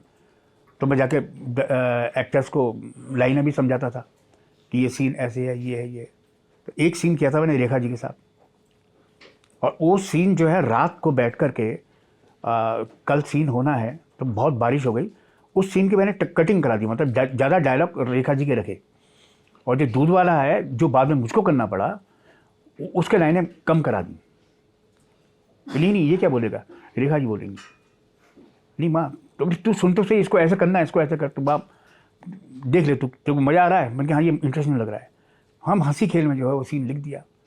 अगले दिन जो है कोई एक्टर आ ही नहीं पाया बम्बई से, खूब बारिश हो रही थी, अब एक सीन टाल दिया, पर बारिश बढ़ती चली गई। लेकिन होता क्या था कि ये सीन सुनाने के लिए प्रोड्यूसर से लेकर के, और जयसुधा प्रोड्यूसर थी, वन ऑफ द बहुत पॉपुलर एक्ट्रेस वहाँ की, उनको सुनाया, डायरेक्टर मनु वाला को सुनाया, सबको सुनाया, फिर सुनते थे। फिर मेरे को समझ में नहीं आया कि बार बार मुझे सुनते क्यों है सीन। इसलिए कि उनको लग रहा था कि अगर नहीं आएगा कोई तो इससे करा लेंगे। और फिर एक दिन पैकअप हुआ, मैं वुडलैंड होटल था वहाँ पे खड़ा हुआ था, तो गाड़ी आती है तो वो बोलते हैं डायरेक्ट असिस्टेंट चीफ असिस्टेंट, सुबह 7 बजे तैयार हो ना, अम्मा के साथ सीन है तेरा। मैंने किसका? तेरा। कौन सा? दूध वाले का। मैं नहीं करता। गाड़ी रुकवा दी उसने। बोले क्यों नहीं कर रहा? मैं ये कोई सीन है क्या? हमने तो कटवाया, लाइन ना कटवाई उसकी। मैंने कुछ और करने का, बोले कुछ और नहीं है। फिर उसने समझाया मेरे को, 2 ही आर्टिस्ट है उसमें फ्रेम में, कभी तुम आओगे, कभी रेखा जी, कभी रेखा जी, कभी तुम आओगे, तो फिर दोनों आओगे। सोच कितना बड़ा मौका है ये। तो मैं सोचता रहा, मैं सारी रात सो नहीं पाया। सुबह जब सीन हुआ तो अभी भी देखोगे ना तो मेरी आंखें ऐसी लाल भटूरा सी हो रही है उसमें। तो मतलब ऐसे ऐसे किस्से हैं। मैं इन किस्सों पे आऊँगा, लेकिन अमूमन थिएटर वाले हम लोगों ने कई लोगों को देखा है जो वाया NSD मुंबई पहुँचते हैं। हाँ, आपके साथ ऐसा संयोग नहीं बना कि कभी NSD में अप्लाई करें? हाँ, क्यों नहीं बना। मेरे को तो पहली बार मालूम ही तब पड़ा कि एक्टिंग का भी कोई स्कूल होता है। और जब मैंने गांधी जी की बकरी अनिल चौधरी साहब ने तैयार कराया मथुरा में, उसका जब पहला शो हमारा NSD के प्रांगण में हुआ, रोबिंदा ने एक ओपन एयर थिएटर बनाया, वो बनाया था स्टेज, रॉबिन दास। हाँ, उन्होंने किसी प्ले के लिए किया होगा, तो अभी वो सेट लगा हुआ है। तो अनिल भाई ने कह दिया हुआ कि वहाँ पर हम शो करेंगे, और ठीक है कर लो। गांधी जी की बकरी का शो हुआ वहाँ पे, मैंने वो शो किया। वहाँ पहुँचे, स्कूल देखा, काहे का एक्टिंग का। मैंने बताओ, पापा से कहता था मैं जो एक्टिंग, मुझे मतलब संगीत सीखना है, ये सीखना है, बताओ ये इतना बड़ा स्कूल है यहाँ पे। तो मुझे लगता था ऐसी भर्ती हो जाती होगी। अगले जब शो खत्म हो गया, सुबह जब उठा तो मैं ऑफिस के दरवाजे पर खड़ा हुआ था, झाँक रहा था, देख रहा था कोई मिल जाए तो बातचीत करूँ इनसे। पीछे से त्यागराजन आ गया, स्टिल फोटोग्राफर। कैसे? मैं ऐसी नहीं क्यों? मैंने पता कर रहा था। क्या पता कर रहे थे? कि एडमिशन कैसे लेना है। बोले क्यों? मैंने एक्टिंग सीखनी है। आती तो है। नहीं मैंने कायदे से। बोले नहीं, कायदे से आती है, क्योंकि रात को देखा था शो उन्होंने, त्यागराजन जी ने। तो मैंने कहा नहीं मैं, अब उन्होंने ये नहीं बताया कि बेटा इसमें भर्ती ऐसे नहीं होती है, इसके तरीके होते हैं, यहाँ आने के लिए ऐसे ही कोई नहीं आ जाता। लेकिन उन्होंने ये कहा कि तुम्हें ज़रूरत नहीं है इसकी, तुम फ्रीलांस थिएटर करो। अब फ्रीलांस क्या होता है? मथुरा का लौंडा, कुछ पता नहीं उसे। बोले फ्रीलांस मतलब डिफरेंट लोगों के साथ जम के थिएटर करो, तुम्हें आता है सब। मैं अच्छा हाँ। तो फिर वही शुरू कर दिया। फिर ग्रुप था ही हमारा, था नहीं उस समय ग्रुप, उसके बाद कायदे से बना ना, उस ये करने के बाद फिर जम के थिएटर किया। उसके वही मथुरा रह गई। फिर लेकिन क्या था कि यहाँ दिल्ली में एक साक्षी ग्रुप था, जिसके कर्ता धर्ता प्रधान जी थे, राजेश प्रधान, वो भी अब दुनिया में नहीं है। उनका एक ग्रुप था साक्षी, उसमें ही सब ये सारे अभी आज के पॉपुलर लोग सब, सौरभ शुक्ला वगैरह सब लोग थे उसमें। उनके हाथ में थी सारी बागडोर। तो संदीपन की वजह से एक संपर्क था। फिर हम लोग वहाँ से यहाँ शो करते थे, इनके शो हम वहाँ बुलाते थे। फिर उन्होंने जब मेरे को देखा तो उन्होंने एक इंस्पेक्टर मातादीन चांद पे मुझसे डायरेक्ट करवाया, वो मैंने किया। उसमें मैंने इंस्पेक्टर मातादीन का रोल भी किया, सौरभ वगैरह सब ने काम भी किया, म्यूज़िक भी दिया, सब कुछ हुआ। चरणदास चोर हमने यहाँ पे आके किया, वो भी सब कुछ अपने बढ़िया से कर के सही निकल गया। तो अब मैं बताना चाहता हूँ कि त्यागराजन जी ने जो मुझे रास्ता दिखाया, तो अब एक कलाकार को उन्होंने रास्ता दिखाया तो उसकी क्या मदद कर सकते हैं। तो वो आते थे, हमने उनको इनवाइट किया कि मतलब कि दादा ऐसे थे, मेरा शो हो रहा है, इंस्पेक्टर माता जी। अच्छा हाँ मैं आऊँगा। फोटोग्राफी की उन्होंने, NSD का इतना पॉपुलर उन्होंने फोटोग्राफी की। उसके बाद इतना मोटा बंडल ला के मुझे प्रिंट करा के मेरे हाथ में गिफ्ट रख दिया। यही तो जो उनके हाथ में है वो वही तो करेंगे। तो इस तरह से जब वो फोटोग्राफ्स देख करके हमें लगा कि गुरु मतलब कि ये हम ही हैं, जिस तरह के उन्होंने, हाँ बहुत कमाल के फोटो उन्होंने खींचे हुए हैं। ऐसी चरणदास के लिए वो भी ला करके उन्होंने ऐसे कैसे दे दिया। वो संदीप ने डायरेक्ट किया था, तो उनको बुलाते थे हम। तो ये कि मतलब कि वो उस समय के लोग जो कि मार्गदर्शन करने वाले, तो उनका कहना था कि तुम्हें आता है, तुम सिर्फ एक दिशा तय कर लो ना कि कैसे क्या अभिनय कैसे हो रहा है, क्या हो रहा है, तो वो तभी होगा। तुम्हें भिन्न भिन्न डायरेक्टर भी मिलेंगे करवाने के लिए, सब कुछ मिलेंगे। हम लोग करते थे मथुरा में, थोड़ा सा ब्रज में होता था, थोड़ा सा नौटंकी फिर ऐड ऑन होने लगा। थोड़ा उदाहरण से बता पाएंगे ये चीज़, ये ब्रज और नौटंकी के असर वाले कोई डायलॉग, कोई गाना? तो ब्रज में तो जैसे मतलब ब्रज भाषा में अभी मतलब मुझे उस तरह से याद नहीं है सारे के सारे, मतलब कोई गीत वीत भी ऐसा याद नहीं है। जैसे चरणदास चोर का एक वो था, तो उसको नौटंकी प्लस कर दिया था, लेकिन अभी याद नहीं है, लेकिन टोन बताता हूँ मैं। अरे तेरी तो किस्मत पलट गई रे, मेरे मन की हो गई रे, इस तरह के। ऐसे हम एक शो करने के लिए गए थे लखनऊ, तो नौटंकी के बहुत ही फेमस वो हैं वहाँ पे, हैं ग्रुप है उनका। तो डॉक्टर आर्य साहब, उनका अपना ग्रुप और उनकी wife one of the main करती थी वहाँ पे। और वो शो किया तो उन्होंने मेरे को ऐड किया हुआ था कि मेरे को एक्टिंग आती है। तो ये था कि नौटंकी में एक्टिंग और एक्टिंग में नौटंकी ना, थिएटर में नौटंकी, नौटंकी में थिएटर कैसे हम करें। तो वो संदीपन का एक मसला था कि मतलब इसको इस तरह से करते हैं हम दीदी। तो एक हमने ऐसा भी चरणदास चोर किया जिसमें मतलब वो नौटंकी की वो मेरी हीरोइन थी, जो कि मेरी माँ के बराबर की थी, है ना। तो उन्होंने भी किया वो। और एक हमने आवाज़ फेस्टिवल था लखनऊ में, वहाँ पर एक नौटंकी की उनके साथ, तो वो मुझको लेके चले गए। तो एक किरदार मैंने उसमें किया। अब क्या था कि दौड़, चौबोला, भैर तबील, दोहा, ये सब गाना था। तो ये मुझे नहीं पता कि मतलब भैर तबील कैसे गाते हैं, चौबोला कैसे गाते हैं, लेकिन अगर तुम गा दोगे तो मैं गा दूंगा। पर किस्मत उल्टी क्या थी कि जो मेरी हीरोइन थी उसको मेरा जवाब देना था, मतलब पहले मुझे वो गाना होगा, उसके बाद वो जवाब देगी। अगर वो पहले गाती तो मैं गा देता, पर वो बात बन नहीं पा रही थी क्योंकि शुरुआत मेरे को करनी थी। तो बड़ी रिहर्सल हुई, सब कुछ हुआ ठीक ठाक। तो अख्तर मियाँ जो थे वो अलीगढ़ के टॉप नक्काची हैं, वो थे। तो वो उनको मज़ा आता था मेरे काम से। तो उन्होंने कहा तू चिंता मत कर, तू जैसे गाएगा ना मैं उसको वैसे बजा दूंगा, तो वैसे ही ले जाइयो। मैंने कहा ठीक है, देखते हैं क्या करना है। अब जब हम वहाँ पे विजय नरेश जी, जो मतलब वहाँ की एकेडमी की उसकी वो थी चीफ, उस ऑर्गेनाइजर थी अवध फेस्टिवल की, वो आई चेक करने के लिए कि भाई क्या तैयारी हो रही है। देखा तो उन्होंने, अच्छा ये भी ये तो नाटक करते हैं ना काला। तो बोला हाँ, लेकिन काला जी ना बड़ा अच्छा कर रहे हैं इसमें, नौटंकी का बड़ा अच्छा काम कर रहे हैं। डॉक्टर साहब बोले, आर्य साहब, अच्छा हाँ। तो रिहर्सल देखी तो गोड़ दीस। तो कैसे ले करेंगे, तो दोबारा गाया। तो एक बार जब गलती हो गई ना तो दोबारा सही हो गई, ऐसे करके ना। ये था, और यही शो के टाइम पे हुआ, बड़ा शो। और उसमें कौन चीफ गेस्ट? अमृत लाल जी नागर, है ना, माँ के पिताजी। और पूरा चौक बिज्जू भैया का हो रहा, बिज्जू भैया का हो रहा, बिज्जू भैया का नौटंकी, बिज्जू भैया। और कमलेश दीदी जो कि मेन कर रही थी, मतलब उनका नाम ही नहीं, मतलब बिज्जू भैया का नौटंकी हो रही है भैया। सब आगे देखने के लिए, मैं देख रहा हूँ, सब आगे बैठे हुए हैं, VIP सीट्स पे पूरा परिवार सब बैठे हुए हैं, नाना जी बैठे हुए हैं, देख रहे हैं। मैं गया पीछे, शुरू हुआ, जब तक शुरू हुआ बाकियों का ठीक था। जब मेरी एंट्री आई, गोरदीस। तो जो मेरी बीवी, तो हमको क्या दिखाया था कि हम ऊपर से ब्रह्मांड से, स्वर्ग लोक से आए हैं नीचे, और ये देखने के लिए कि पृथ्वी पे किस तरह से मतलब क्या हो रहा है, उसका जायजा करने के लिए हम लोग आए। कि मतलब मर्द औरत जो है आपस में क्यों मतलब उनकी नहीं बन पा रही है, क्या नहीं बन, तो धोबी धोबन बन के आए।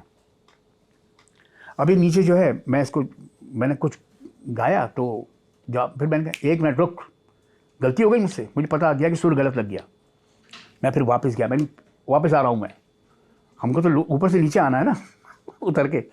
फिर जो मैंने लिया आलाप, उसके बाद तो मतलब तो नाटक में इम्प्रोवाइज कर लिया। हाँ, नाटक में इम्प्रोवाइज कर लिया, क्योंकि मैं थिएटर करता था, तो मैं उस तरह से इम्प्रोवाइज किया। तक तक डिंग डिंग तक तक डिंग डिंग जो चालू किया उन्होंने, तना बया करके।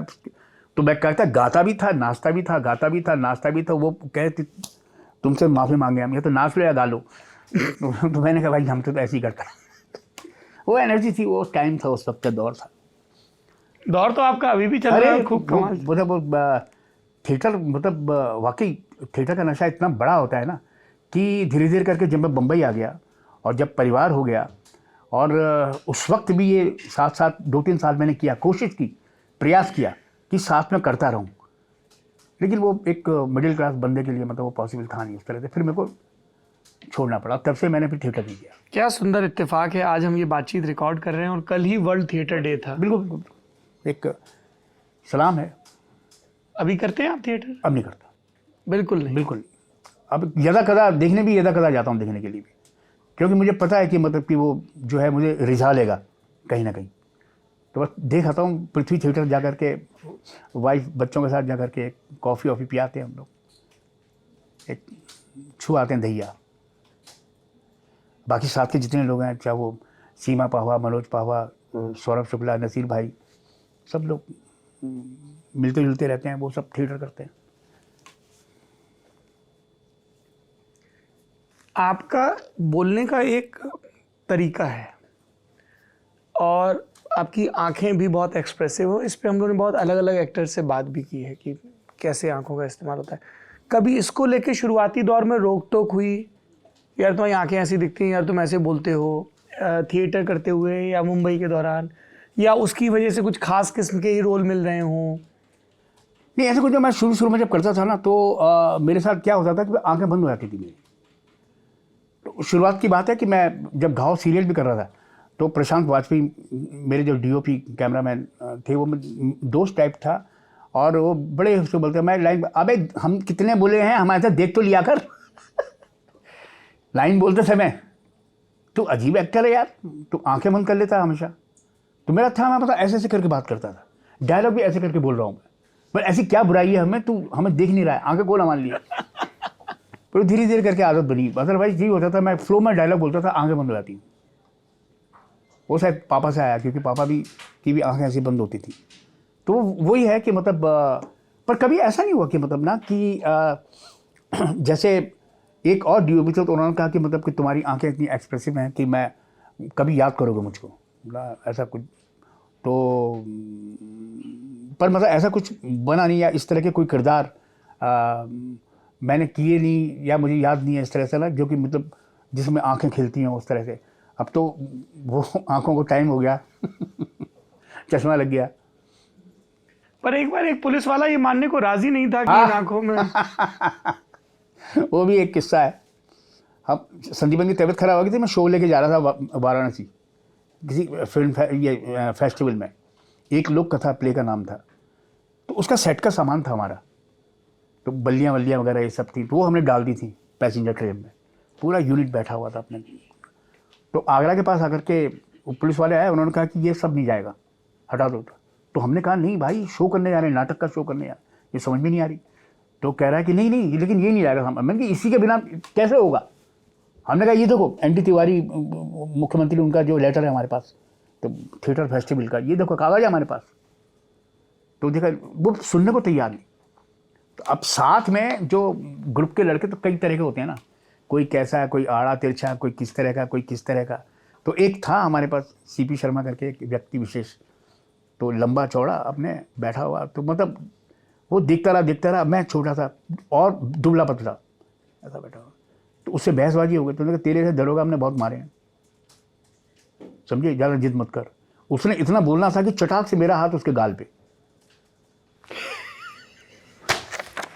लड़के के। तो वो पुलिस वाला देखे कि मतलब ये इतना लंबा, इसने मुझसे बोला कि तेरे जैसे दरोगा हमने बहुत मारे हैं, और इसने उसी में दे दिया घुमा के, तो ये कितना खतरनाक होगा। तो देखा उसने भीतर, फिर बोलता है कि भाई साहब हाँ आपने लगा रखी है। मैंने क्या लगा रखी है? मैंने क्यों? आपकी आंखें बता रही। मैंने की तो ऐसी ही है, बचपन से लाल ही रहती है। मैंने की हो सकता है आंखें खराब हो मेरी। तो वो शुरू से था उस तरह का। और जबकि मैं मतलब ड्रिंक कुछ नहीं करता था, ना सिगरेट पीता था, इस तरह का माहौल बना। तो वो आंखें थी उस तरह की, मतलब उसने तुरंत बोला कि आपने लगा रखी है करके। मतलब सही बात ये थी, कुछ नहीं किया हमने।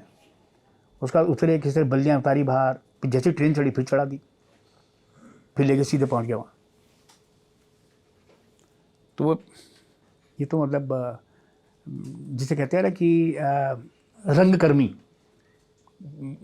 मतलब पता नहीं क्या समझते थे अपने आप को सारे के सारे, कि मतलब खलीफा मतलब हमारी जिम्मेदारी है, जैसे ना कि नहीं ये कोई ये रहता था गलत तो हम कुछ कर नहीं रहे, गलत कर रहे तो हम स्पीड में होते ही नहीं। हाँ, ऐसी वाली बात। नैतिकता का बल। हाँ, नैतिकता का बल। इस तरह का मतलब कि ये क्यों रोक रहा है हमको, कागज है हमारे पास, ठीक है। उसका एक तरीका होता है कि आप इसको लगेज में बुक करा दीजिए, ये करा दीजिए, किसी को प्रॉब्लम हो रही हो तो हम कहते हैं पूरा डिब्बा हमारा है, मैक्सिमम पूरी कास्ट है इसके अंदर। अब पैसेंजर में लेके जा रहे हैं खचड़ खचड़ खचड़ खचड़ करके, कब चलिए कब पहुंचेगी। हम लोग आंखों की बात कर रहे थे, मुझे इरफान की आंखें याद आ गई। जी जी जी। मैं इंट्रो में बता रहा था पान सिंह तोमर का वो सीन। फर्स्ट सीन जिसमें उसकी आइज पूरी पूरी आती हैं शॉट में, हाँ, ऐसे ऐसे देखना, कौन हो तुम, बैठ जाओ। वो भी एक संयोग था कि एक ही कुर्सी थी सीन में ना, और अचानक बन गया वो। That was not planned. हाँ, वैसा प्लान नहीं था वो उस तरह का। कैसे प्लान था? अब क्या होता है जब सबसे पहले आप रिहर्सल करते हैं ना आके, कि कहाँ शूट कर रहे थे ये भी एक क्षमता की मतलब कि हमने इसका कोशिश तो की, इसको हमने वहाँ करने की मुरैना, पर वो आई थिंक किसी से अगर बात हुई हो तो मतलब वो जो जगह थी वो दो भाइयों की प्रॉपर्टी थी, एक ने हाँ कर दी एक ने ना कर दी, तो बीच में शूटिंग रुकवा दी। तो वो जो सीढ़ियाँ चढ़ के बस ऊपर तक आता हूँ वो है वहाँ का, बाकी उस बच्ची को स्कूटर पर लेके वो है वहाँ का, वहाँ दुकान पे बैठाना। उसके बाद सारा का सारा चांदी वाली स्टूडियो, अच्छा, बॉम्बे। अरे वो बिल्डिंग में नहीं है जहाँ वो शूट किया था हमने, वो भी गिर गई अब। हाँ, तो रिहर्सल कर रहे थे फिर? रिहर्सल कर रहे थे, तो उसके बाद जैसे ही मैं आता हूँ तो इरफान की एंट्री हुई, और फिर वो लड़का पीछे से लाकर एक कुर्सी रख देता वहाँ पे, और कुर्सी लाके उसने रख दी, और फिर मैं देख रहा हूँ इधर उधर कि दूसरी आएगी अभी। तो इरफान बैठ गया और उसने बोला कि मतलब बैठ जाओ, छोटे हो। मैंने हाँ हाँ करके फट से बैठ गया। और तो अभी ये हुआ कि मतलब फ्रेम इस तरह से लगेगा कि मुझे लगा कि शायद दीवार कुछ दूर है, तो फिर भी खिसक के पीछे चला गया मैं, जिससे थोड़ा टेका लग जाए वहाँ पे ना, क्योंकि मुझको शो भी करना था। क्योंकि मेरे पास जब टीशू का फ़ोन आया था तो उसमें ये था कि ये जो किरदार है थोड़ा सा फैटी है, इसको उठने बैठने में दिक्कत होती है, पर वैसा मैं था नहीं, तो सिर्फ वो एक्टिंग करनी पड़ी उस तरह की कि मुझे तकलीफ हो रही है। तो फ़ोन करके भी उसने मुझसे बोला था कि मतलब कि आजकल तो कैसा हो रहा है।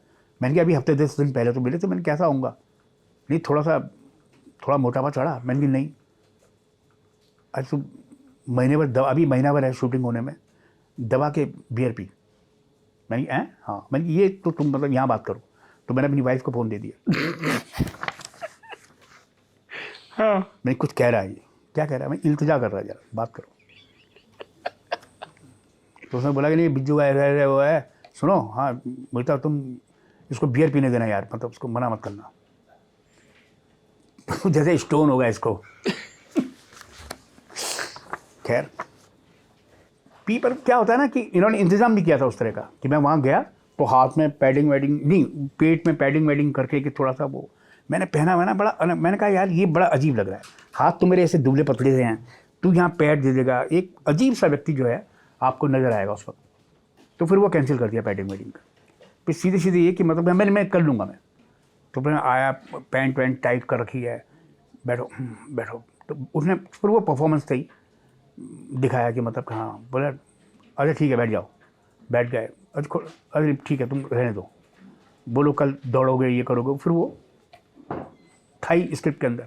और क्या कल्ट सीन बना ये, वो बहुत सुंदर बना। और करते जिसे कहना चाहिए कि ऐसे ढल गए कि आपका वो जो असीम मिश्रा कैमरा मैन और ये और इरफान, जब मेरा क्लोज लगता था ना, जब होता था तो कैमरा हिलता था, उसका कैमरा हिलता था। एक बार मैं गुस्सा भी आ गया मेरे को, फिर मैंने बोला तीसरी, मैंने कहा यार ये दोनों हंस रहे हैं, इनको रोको। तीसरी डांट, कोई नहीं हंसेगा बे, सीरियसली सब लोग। अब इस कोई सीरियस होता है ऐसे? कोई नहीं हंसेगा बे। और हंसते क्यों थे? और बातचीत वो डायलॉग डिलीवरी उस तरह की थी ना वो कि मतलब हाँ हमने कर दो, हम देखते हैं, हमें पता है ऐसा होगा। तो ऐसे ऐसे चलता था उसका, दिख रहा है मेरे को कैमरा मैंने कि गलत, ये फिर तो बोलेगा एक टेक और लेते हैं, कैमरा खुद ही हिला रहा है। हाँ।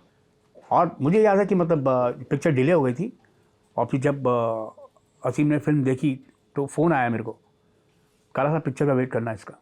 अरे मैंने रिलीज़ तो हो, वेट क्या करना, बोला नहीं तुम्हें बता रहा हूँ मैं। और फिर जब टिशू वो कर रहा था, क्या बोलते हैं, नंबरिंग कर रहा था फिल्म की, कि इरफान और फिर वो लड़की, तीसरा नाम किसका जाए, इस तरह पर बोला कि अभी सबसे बड़ा रोल तो फिर तीसरा तेरा ही है। हाँ तो मैंने डालो ना, तीसरा मेरा ही है। तो पूरे पत्रकार बन गए कि अभी ट्रेनिंग पे हो? हाँ, पूरी पत्रकार बन गएगा या भाई ट्रेनिंग भी चल रही है। ना ठीक है।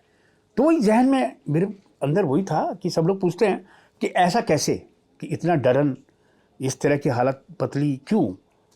क्योंकि मैंने न्यूज़ में देखता था, मैं वीरप्पन के यहाँ जब जाते थे पत्रकार, आंखों पर पट्टी बांध के, और फिर जब जंगल में वहाँ जाके उनकी आंखों से पट्टी हटाई जाती थी, उसकी पूरी रील बनाते थे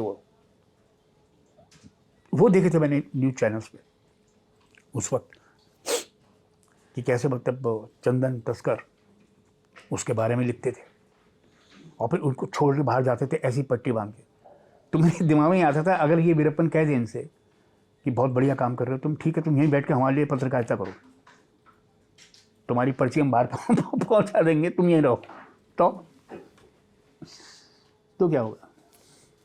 अभी आपकी, हम लोग फिल्मों की बात कर रहे हैं, एक फिल्म आ रही है गुड लक, उसके बारे में बताइए, वरना पीआर वाले मुझे मार डालेंगे कि फिल्म के प्रमोशन के लिए लाया हूं और बैठ के थिएटर के किस्से सुन रहे हो। कोई नहीं, थिएटर के बाद फिर फिल्मों में आए ना, तो फिल्म पे आते हैं। तो फिल्म है गुड लक। तो ये हमारे आज़ाद जैन साहब इंदौर के प्रोड्यूसर हैं, बहुत पढ़े लिखे और ज्ञानी व्यक्ति हैं। मतलब ये इंजीनियरिंग की है इन्होंने, डॉक्टरी की है, उसके बाद फिर उन्होंने ये सिनेमा बनाया है। तो हम चाहते हैं ऐसे और भी लोग आएँ ना, जो कम से कम पढ़े लिखे हों और जाने की, मतलब सिनेमा पे क्या अपना योगदान दे सकते हैं। और प्रखर श्रीवास्तव है जो कि डायरेक्टर है, जिनकी ये कहानी है गुड लक। क्या है प्लॉट बेसिक? उन्होंने प्लॉट में ये कि उन्होंने एक किस्सा है कि एक बूढ़ी माँ, नानी या दादी, प्रेग्नेंट हो गई, उसकी खबर फैल गई, और उस जो मेरा किरदार है, मैं उनका बेटा हूँ और मैं एक इलेक्शन लड़ रहा हूँ पार्षद का। तो मेरे जीवन में मतलब उस वक्त उथल पुथल मच जाती है, क्योंकि मैं तो इसी बेस पे चुनाव लड़ रहा हूँ कि देश की जनसंख्या कैसे बढ़ रही है, क्या बढ़ रही है, सिर्फ 2 होने चाहिए हमारे परिवार में, और यहाँ तो तुम्हारी मतलब नानी जो है वो प्रेग्नेंट हो रही है, तो मतलब तुम किस तरह की बातें कर रहे हो ना। तो आपके जीवन में जो है ये उथल पुथल, ये इस पिक्चर में बताया गया है, और ये 5 अप्रैल को रिलीज़ है। तो हम उसी की प्रमोशन पे यहाँ आए हुए हैं, और उसी की कृपा है कि आज आपसे मुखातिब हैं।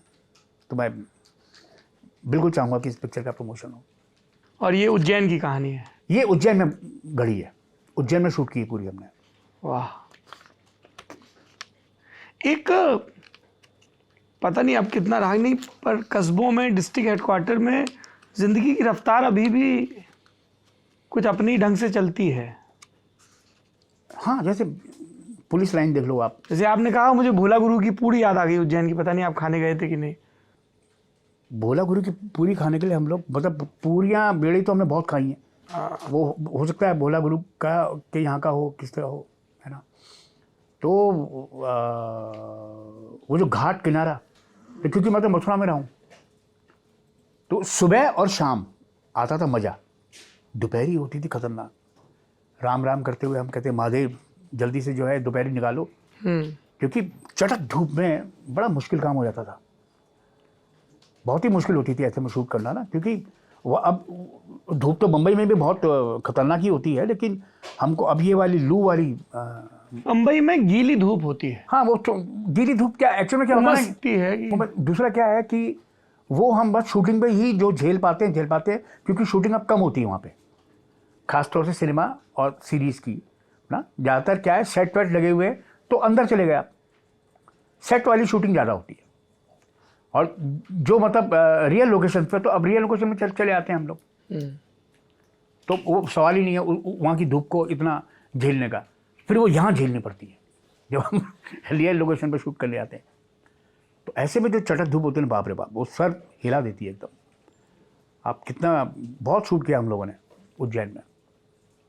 और पर शाम घाट किनारा, फिर वही मतलब नॉस्टैल्जिया, मतलब मथुरा का घाट का एकदम मेमोरीज, वहाँ बैठ कर थड़ी पे चाय वाय पीना उधर बैठ के। एक और फिल्म कर रहे हैं आप, रूमी की शराफत। रूमी की शराफत, मैडॉक की एक्चुअली 2-3 फिल्में हैं, ये मर्डर मुबारक, रूमी की शराफत और एक सर्वगुण संपन्न, तो ये 3 पिक्चरें की है मैंने उनकी। तो मर्डर मुबारक तो आ गई, लेकिन अभी 2 बाकी हैं। और 2 पत्ती। 2 पत्ती भी बाकी है नेटफ्लिक्स पे, वो भी उसमें भी एक खास बात ये है कि अभी मैंने कुछ जो पिक्चरें मैंने गढ़वाल में की है ना, उत्तराखंड में, उसमें मेरा टोन गढ़वाली है। मर्डर मुबारक में था, मर्डर मुबारक में इसलिए था कि वो जो बंदा है नेगी है, पहाड़ी है, गढ़वाली है, तो वो टोन रखा मैंने। अभी 2 पत्ती में जो है हवलदार है, वो वहीं का है, तो उसकी टोन भी वही रखी है। और एक सीरीज और आई 11-11 सिखिया फिल्म की, तो उसमें भी मतलब एक बाप है जिसके बेटे ने किलिंग की है और वो रोडवेज का ड्राइवर है और वो भी पहाड़ी है। हम लोग, एक हमारा ये ऑब्जर्वेशन है दादा कि,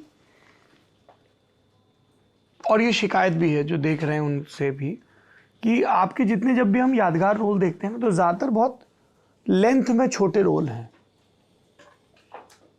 तो मतलब अगर हमें एक दर्शक के तौर पे दिख रहा है कि इस एक्टर की इतनी कमाल रेंज है, तो मुंबई वालों को भी दिखता ही होगा। ये चक्कर क्या है कि जो छोटे किरदार है ना, वो बड़ी पिक्चरों में आ गए और वो बहुत बड़ी हिट हो गई, तो लोगों को देखने को काफ़ी मिल जाता है। जैसे पीके है, सुपर डुपर हिट, उसकी Jab we met super duper hit, अभी जो आई आपका OMG 2 वो भी हिट, जॉली LLB 2 वो भी हिट।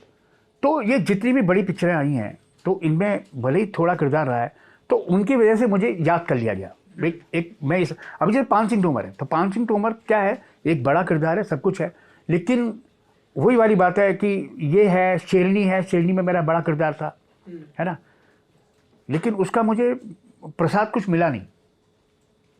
वो कैसे कि जब अवार्ड्स की बारी आती है तो नॉमिनेशन तक में नाम नहीं आता। शेरनी में मुझे बड़ी उम्मीद थी कि मतलब जाएगा, तो बाकी छोटी छोटी पिक्चरें थी उसमें मेरा नाम था, लेकिन शेरनी एक पॉपुलर फिल्म थी, उसमें पूरी उम्मीद थी कि मतलब कि एक किरदार था, गिनती के लिए 2-3 नाम थे, उनमें एक नाम मेरा होना ही चाहिए था, चाहे वो किरदार की लेंथ के हिसाब से ले लो चाहे कैसे भी ले लो। हाँ, विद्या ने कितनी जगह मतलब मेरे मतलब मैं उसमें पसंद किया, सब कुछ किया उन्होंने, मतलब जितने भी इंटरव्यूज़ थे सब में जानकारी दी, बातचीत की, लेकिन कुछ नहीं। अब ये पता नहीं कैसे होता है, क्यों होता है वो। और ये कैसे होता है कि बीच फिल्म से निकाल दिया जाए, जैसे बेशरम? वो भी एक दुर्घटना थी अपने आप में वो, कि मतलब क्या हुआ था? कुछ नहीं, मैं करीब मेरा 15-20 दिन का काम था, 10 दिन का काम मैं कर चुका था। क्या रोल था उसमें? एक मतलब जब इनसे मुलाकात हुई मेरी, कश्यप से, अभिनव से, तो देखा उन्होंने, अरे वाह तुम तो बिल्कुल फिट लग रहे हो, फिट लोगे? मैंने कि फिट लोगे मतलब क्या, मतलब नेगेटिव है? हाँ, मैंने ठीक है, तो समझ में आ गया।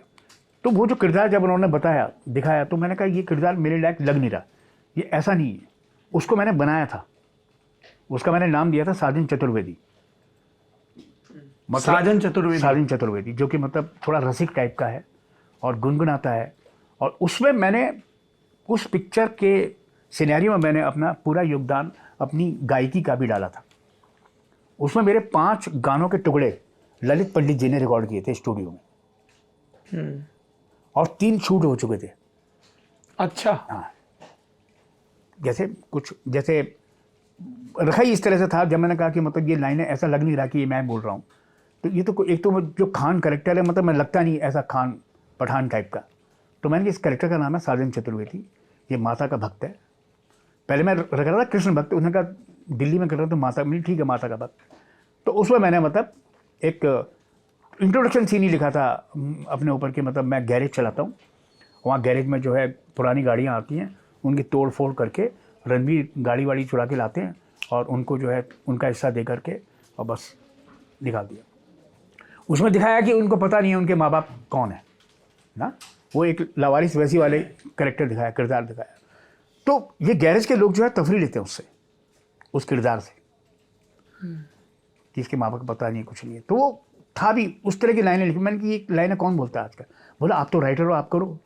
तो अभिनव मुझे बोला, फिर मैंने वो लिखा। तो मैंने अपना इंट्रोडक्शन सीन ही ऐसे लिखा कि लोग मुझे जेट से उससे नला रहे हैं, जैसे गाड़ी साफ होती है ना। मेरे बंदे नला रहे हैं, मैं तैयार होकर किचन, फ्लावरी शर्ट वर्ट पैंट पहन के, और माता की आरती उतारा हूँ। माता तू मेरी, मैं भक्त भक्त भक्त भक्त भक्त, टिंग टिंग डंग डंग टिंग डंग टिंग टिंग डंग, तो गाना वाना चलेगा पूरा। इस तरह से इंट्रोडक्शन था। उसके बाद में आरती, सब जगह पैसे डालते हैं लोग मेरे बंदे, और ये कुछ थोड़े से पैसे डाल देते हैं रणवीर। तो मैं इनको बोलता हूँ कि मतलब ये क्या? कहते तुम पैसे बढ़ाओ तो हम भी तुम्हें पैसे बढ़ाएं।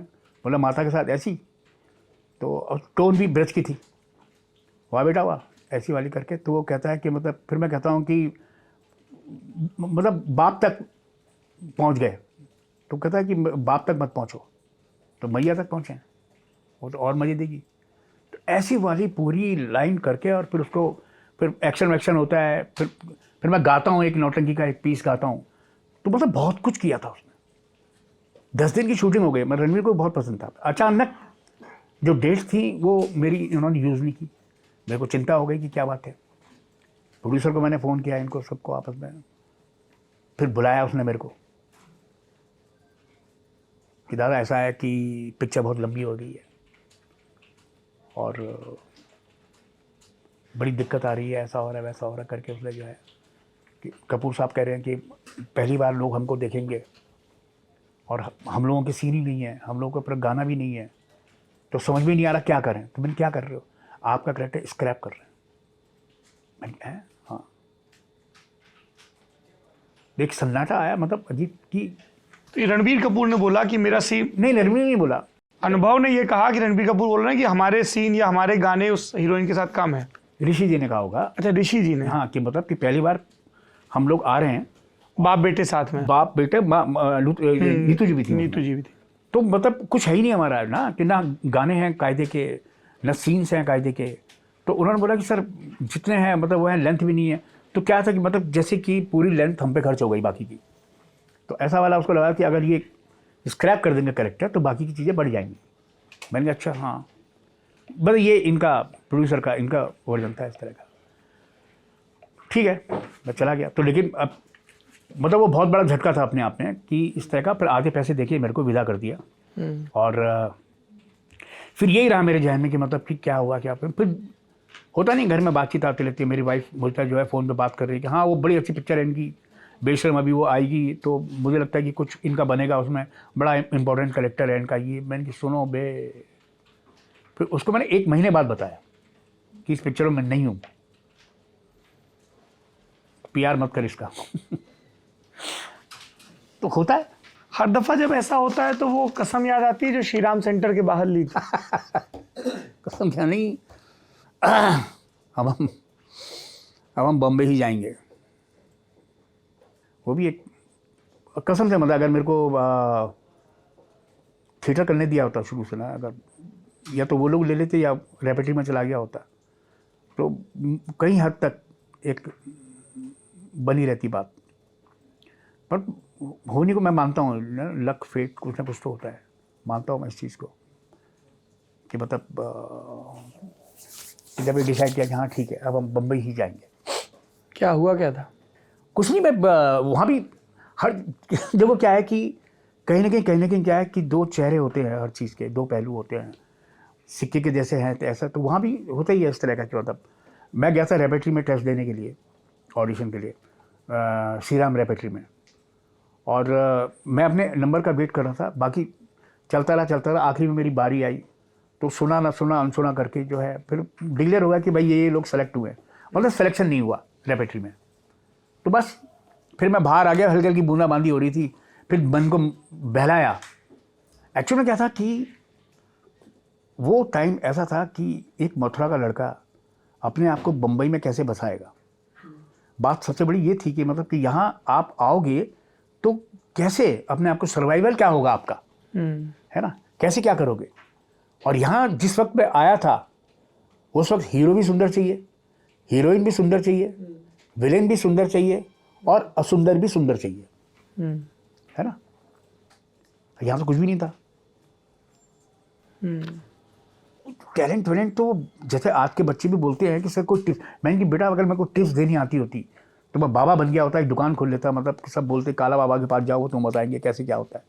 मैंने टिप्स नहीं होती, ये तो हालात होते हैं जो आपको मतलब अपने आप आपको बस वहाँ प्रेजेंट रहना होता है कि कैसे क्या करा दे कोई। तो मैंने कि आज अगर मैं इतना बना हूँ तो ये ऐसे ही नहीं बन गया ना, मतलब यहाँ तक भी अगर मैं पहुँच गया तो सब कुछ देख दाख करके इतनी एक लंबी रेस रही, बहुत लंबी जर्नी है। हाँ मतलब रही है, लेकिन दुखद नहीं रही, मतलब कष्टदायक नहीं रही। मतलब मैं उसको स्ट्रगल नहीं मानूंगा, मैं पार्ट ऑफ, अगर स्ट्रगल किए तो मैंने खुद अपने आप करवाई अपने से। जैसे टीवी से सिनेमा में आना 2008 की बात है, जब मैंने जब भी मैट की, और जब लब हुआ टैक्सी ड्राइवर का रोल था। टैक्सी ड्राइवर का रोल था, और जब लब हुआ सीरियल कर रहा था मैं, वो मेरा आखिरी सीरियल था। और इम्तियाज जब मुझसे पूछा और सर क्या कर रहे हो आजकल, मैंने कि जब लब हुआ, तो उनको नाम क्लिक कर गया, तो वहाँ से जब भी मैट सेट हो गया। हाँ देखो ऐसे ही लगता है। अच्छा, ये तजुर्बा कैसा था टीवी की हम लोग बात कर रहे हैं, जैसे आप कहानी घर घर की लिख रहे थे? कहानी का कुछ एपिसोड, क्योंकि सब दोस्त थे और मैं बालाजी के लिए मतलब कुछ झुकी पलके है उसके डायलॉग लिख रहा था, कहानी तेरी मेरी उसके डायलॉग लिख रहा था। और तो धीरज और जो पांडे ये लोग एक्टर भी थे और राइटर भी थे, तो इनके पास ये बहुत काम करते थे बालाजी के लिए, बहुत लिखते थे। तो इन्होंने देखा कि मतलब काला भाई भी लिख लेते हैं और सही लिखते हैं, तो उन्होंने कहा कि जरा कुछ एपिसोड संभाल लेना। इनकी एक्टिंग की दुकान भी चल रही थी, तो मैं वो भी लिखने लगता था उस वक्त, कुछ डायलॉग लिखता था उनके भी, कुछ एपिसोड लिखता था। एक कहानी आपने लिखी थी भंवरे ने खिलाया फूल, वो बताइए, स्टार बेस्ट सेलर पे आई थी। स्टार बेस्ट सेलर पे वो लिखी थी मैंने एक्चुअल में इरफान के लिए, और इरफान के पास थी वो उस समय। तो तब टिशू ने अपना नया प्रोडक्शन हाउस ओपन किया था, बना रहे थे ये लोग मिल करके, तो कुछ राइटर्स भी घर पे आए हुए थे, फिर मेरे को भी बुलाया गया। और फिर ये मैंने कहानी तब लिखी थी जब हम लोग राजस्थान में, इससे पहले एक अनेकों हिटलर और वो 2-3 एपिसोड, 2-3 बेस्ट सेलर टिशू वहाँ शूट कर चुका था राजस्थान में। एक मुसाफिर, एक अनेकों हिटलर, और शायद एक अनेकों हिटलर है ना, तो वो एक बनाई थी उसके ऊपर, और उसी वक्त मैंने ये कहानी लिखी थी भंवरे ने खिलाया फूल। तो वहाँ पे मैंने सुनाया भी था, फिर इरफान को भी सुनाया था, ये अच्छा लगा था। उसको भी अपनी एक कंपनी खोलनी थी, इनको भी अपनी कंपनी खोलनी थी। टिशू ने खोला और कुछ राइटर्स बुला रखे थे, फिर मेरे को भी बुलाया गया।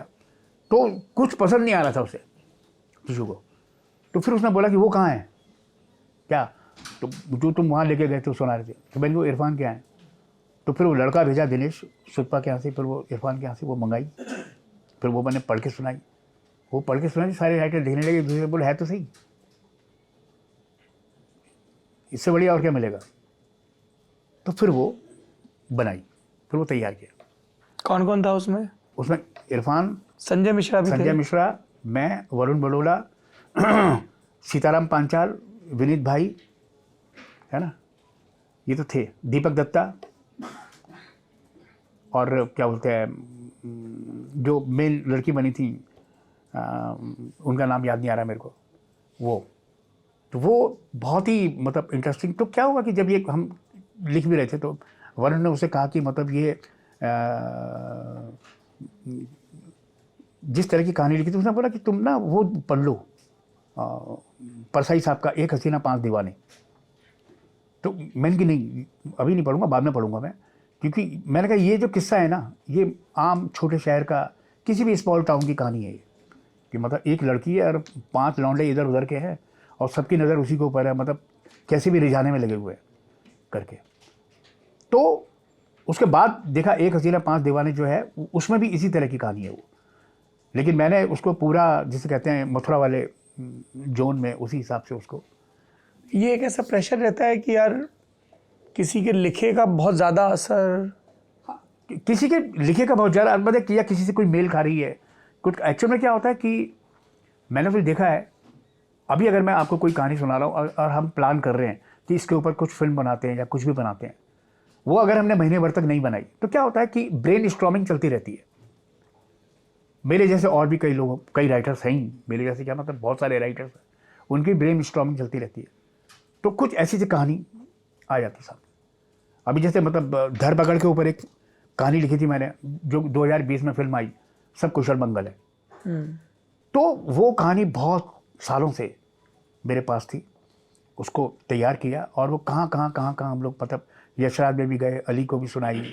ये जो हाउस था जिसमें बेशम बनी थी, उनके पास भी सब कुछ। आपके क्या नाम है इनका, पूजा फिल्म्स, उन लोग के यहाँ भी है ना, कई जगह गई, सब कुछ किया। लेकिन अचानक फिर क्या हुआ कि अक्षय खन्ना इनको पसंद आ गई, तो फिर उन्होंने जो है नितिन मनमोहन जी से मिलवाया और वो कहानी तैयार हुई। लेकिन उससे पहले जो है एक बालाजी की फिल्म आ गई, मैं भूल जाता हूँ उसका नाम, जवरिया जोड़ी। तो उसका एक असिस्टेंट जो था वो यहाँ असिस्टेंट था हमारे यहाँ। कहानी से कोई मतलब नहीं है, लेकिन जो प्लॉट की जो नीटिंग है वो करीब करीब उसी तरह से है। मतलब वहाँ भी लड़की जो है लड़के को उठवा लेती है, और यहाँ पर हम लड़के को धर पकड़ कर आते हैं। तो धर पकड़ की कहानी तो ऐसी ही होगी, वो चाहे कोई भी बनाएगा, उसमें किसी ना किसी का तो धर पकड़ हो गई, है ना। लेकिन वो प्रमाइस हर किसी का लिखा हुआ अलग अलग होगा, हर किसी की सोच, हर किसी का ह्यूमर, हर किसी का अलग अलग उसमें जाएगा कि वो उसको कितनी इंटरेस्टिंग बना सकता है। ये एक मसला रहता है। ये एक मसला रहता है। तो मतलब मैंने हाथ से लेकर ही चला कि ना उसको सीरियस नहीं होने दिया उस ड्रामे को, जबकि बात सीरियस है। धरपकड़ उस पर एक सीरियस कहानी ही तैयार हो सकती है, पर उसको ये कि मतलब कि एक बड़बोला किस्म का लड़का जो है वो कैसे अपने जाल में फंस जाता है। तो अभी किस तरह के असाइनमेंट ज़्यादा आ रहे हैं आपके पास, राइटिंग वाले? नहीं, राइटिंग तो अभी मैं नहीं करता। राइटिंग मतलब हाँ, मेरा मानना है राइटिंग जो है ना थैंकलेस जॉब है यहाँ खास तौर से। वो इसलिए है कि वो मतलब जो मेरा एक्सपीरियंस रहा उतना सम्मान मिलता है। लिखा फर्स्ट हाफ मैंने लिखा, क्या कमाल का लिखा आपने। सेकंड हाफ थोड़ा सा ना, फर्स्ट भी मैंने लिखा है, सेकंड भी मैंने लिखा है। ये पूरी दुनिया मैंने बनाई है ना, मेरे अपने तरह से, तो उसको वैसे ही चलने दो ना। अभी आपको सुना रहा हूँ मैं आपके तरीके से, आपने कहा इसको ऐसे कर लेता है, ऐसे कर, मैं ओके। यहाँ गया इनके पास तो बताया कि थोड़ा इसमें ये और कर दूँ तो बड़ा मज़ा। अरे तो वो बहुत विचित्र दुनिया है वो अपने आप में ना। उसको मैं थैंकलेस जॉब बोलता हूँ कि मतलब बहुत हाथ जोड़ता हूँ, मतलब सलाम करता हूँ मैं उनको राइटर्स को ना, जिनकी चीज़ें आती हैं। मैं अपना पूरा गुवार निकालता हूँ जब मैं शूट पे जाता हूँ। ये स्क्रिप्ट मेरे पास आई, ये मैंने चेक की, देखा इसमें, हाँ तो ये संवाद भाई इस तरीके से है, इसको मैं कैसे बोलूँगा, तो उसको बना लेता हूँ। और उसमें और क्या, मैक्सिमम मैंने जितना भी काम किया हुआ है तो 50% तो होता ही है, लेकिन आपको बहुत अच्छा अगर लगा है तो उसमें कम से कम 30% 40% मैंने अलग से, चाहे डायलॉग के हिसाब से हो, चाहे मतलब उस किरदार को रोचक बनाने में, है ना, थोड़ा चटपटा रहे। जब जैसे बड़ी फिल्में करते हैं, जैसे पीके की थी, तो उसमें भी गुंजाइश रहती है, क्योंकि तो हमने सुना है कि बहुत उनका कट टू कट रहता है, जो लिखा है वही बोल दो। वो डिपेंड करता है। देखो वो पीके के टाइम पे भी मैं ये नहीं बोलूँगा कि मतलब तब तक मैं इतना, पीके के बाद तो पता लगा कि ये भी एक एक्टर है, होता नहीं है कुछ ऐसे वाले उसमें। लेकिन हाँ, आज की तारीख में अब जब करता हूँ। कैसा था आमिर खान के साथ काम? बहुत बढ़िया। अभी भी आमिर के साथ काम कर रहा हूँ, ये सितारे ज़मीं पे, और अजय की ये फिल्म रेड 2 है ना। ये 2 फिल्में हैं जो कि मतलब अभी चल रही हैं साथ के साथ। ये जो राजकुमार गुप्ता बना रहे हैं, बड़ा मज़ा आ रहा है उनके साथ भी काम करने में। और यहाँ प्रसन्ना ही, जिसके साथ मैंने शुभमंगल सावधान की थी सितारे ज़मीं पे। तो अजय के साथ आपने एक फिल्म मना कर दी थी ना कि कमरे में बैठना पड़ेगा। वो एक क्या था, जिन्होंने ये रुस्तम बनाई थी, हाँ, डायरेक्टर, तो उनका एक कॉल आया था मुझे। उन्होंने मुझसे बोला था कि करीब 6x2 या 6x3 का एक कैबिनेट है, उसका कैप्सूल है, उसमें आप कैसा फील करोगे? मैंने कहा कतई नहीं भाई, मैंने कि मैं फील ही नहीं करना चाहता। तो वो शायद कुछ कोल माइल्स की कुछ ऐसी वाली पिक्चर थी वो कुछ। तो पर वो फिर मुझे पता नहीं चला कि वो पिक्चर बनी है कि नहीं बनी है, उसके बारे में आइडिया नहीं ऐसा। वो बना की थी उस समय, तो वो अजय कर रहे थे उसको। और तो इत्तेफाक से मैंने एक फिल्म की उसके बाद, क्या बोलते हैं ये, फ्राइडे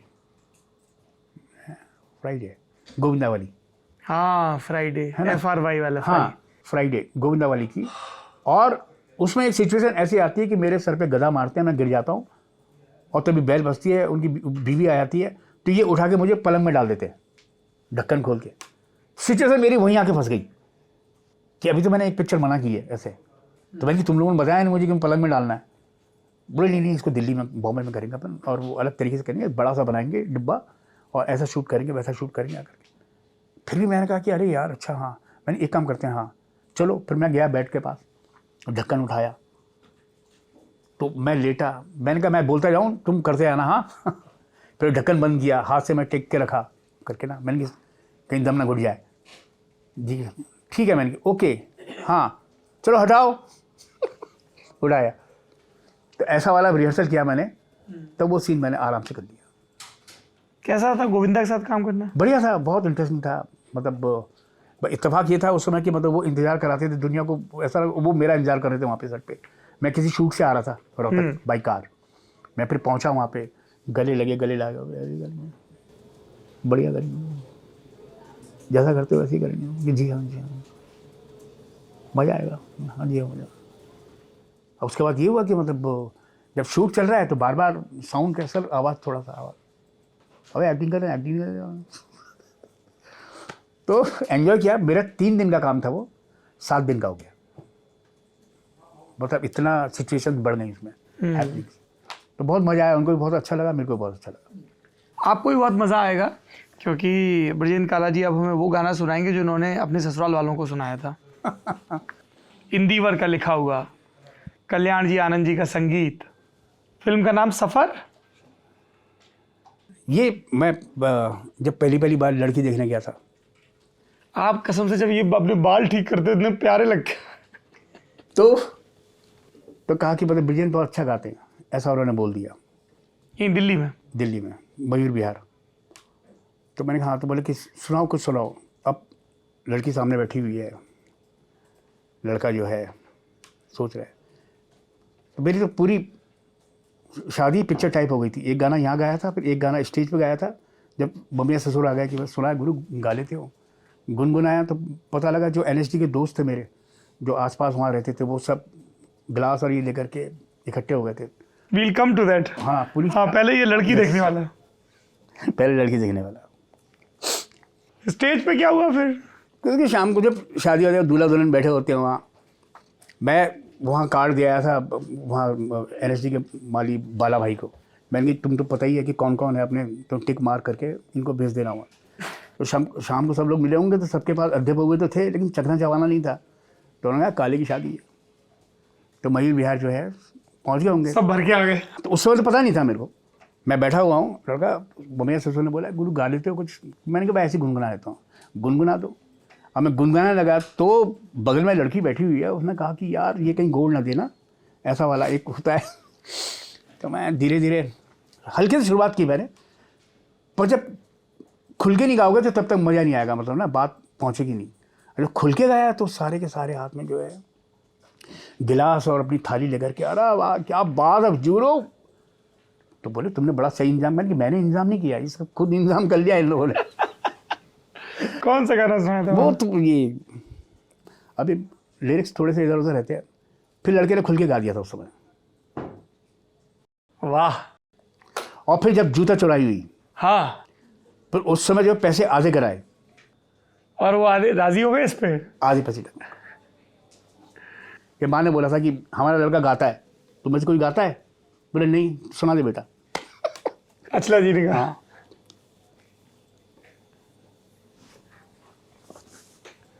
जब भी हम कहीं विश्वविद्यालयों में जाते हैं, नौजवानों से बात करते हैं और हमसे ये सवाल पूछा जाता है कि ऐसा क्या है पत्रकारिता में, तो अक्सर हमारा एक तयशुदा लेकिन बड़ा यकीनी जवाब होता है कि यहाँ कोई 2 दिन एक जैसे नहीं होते हैं।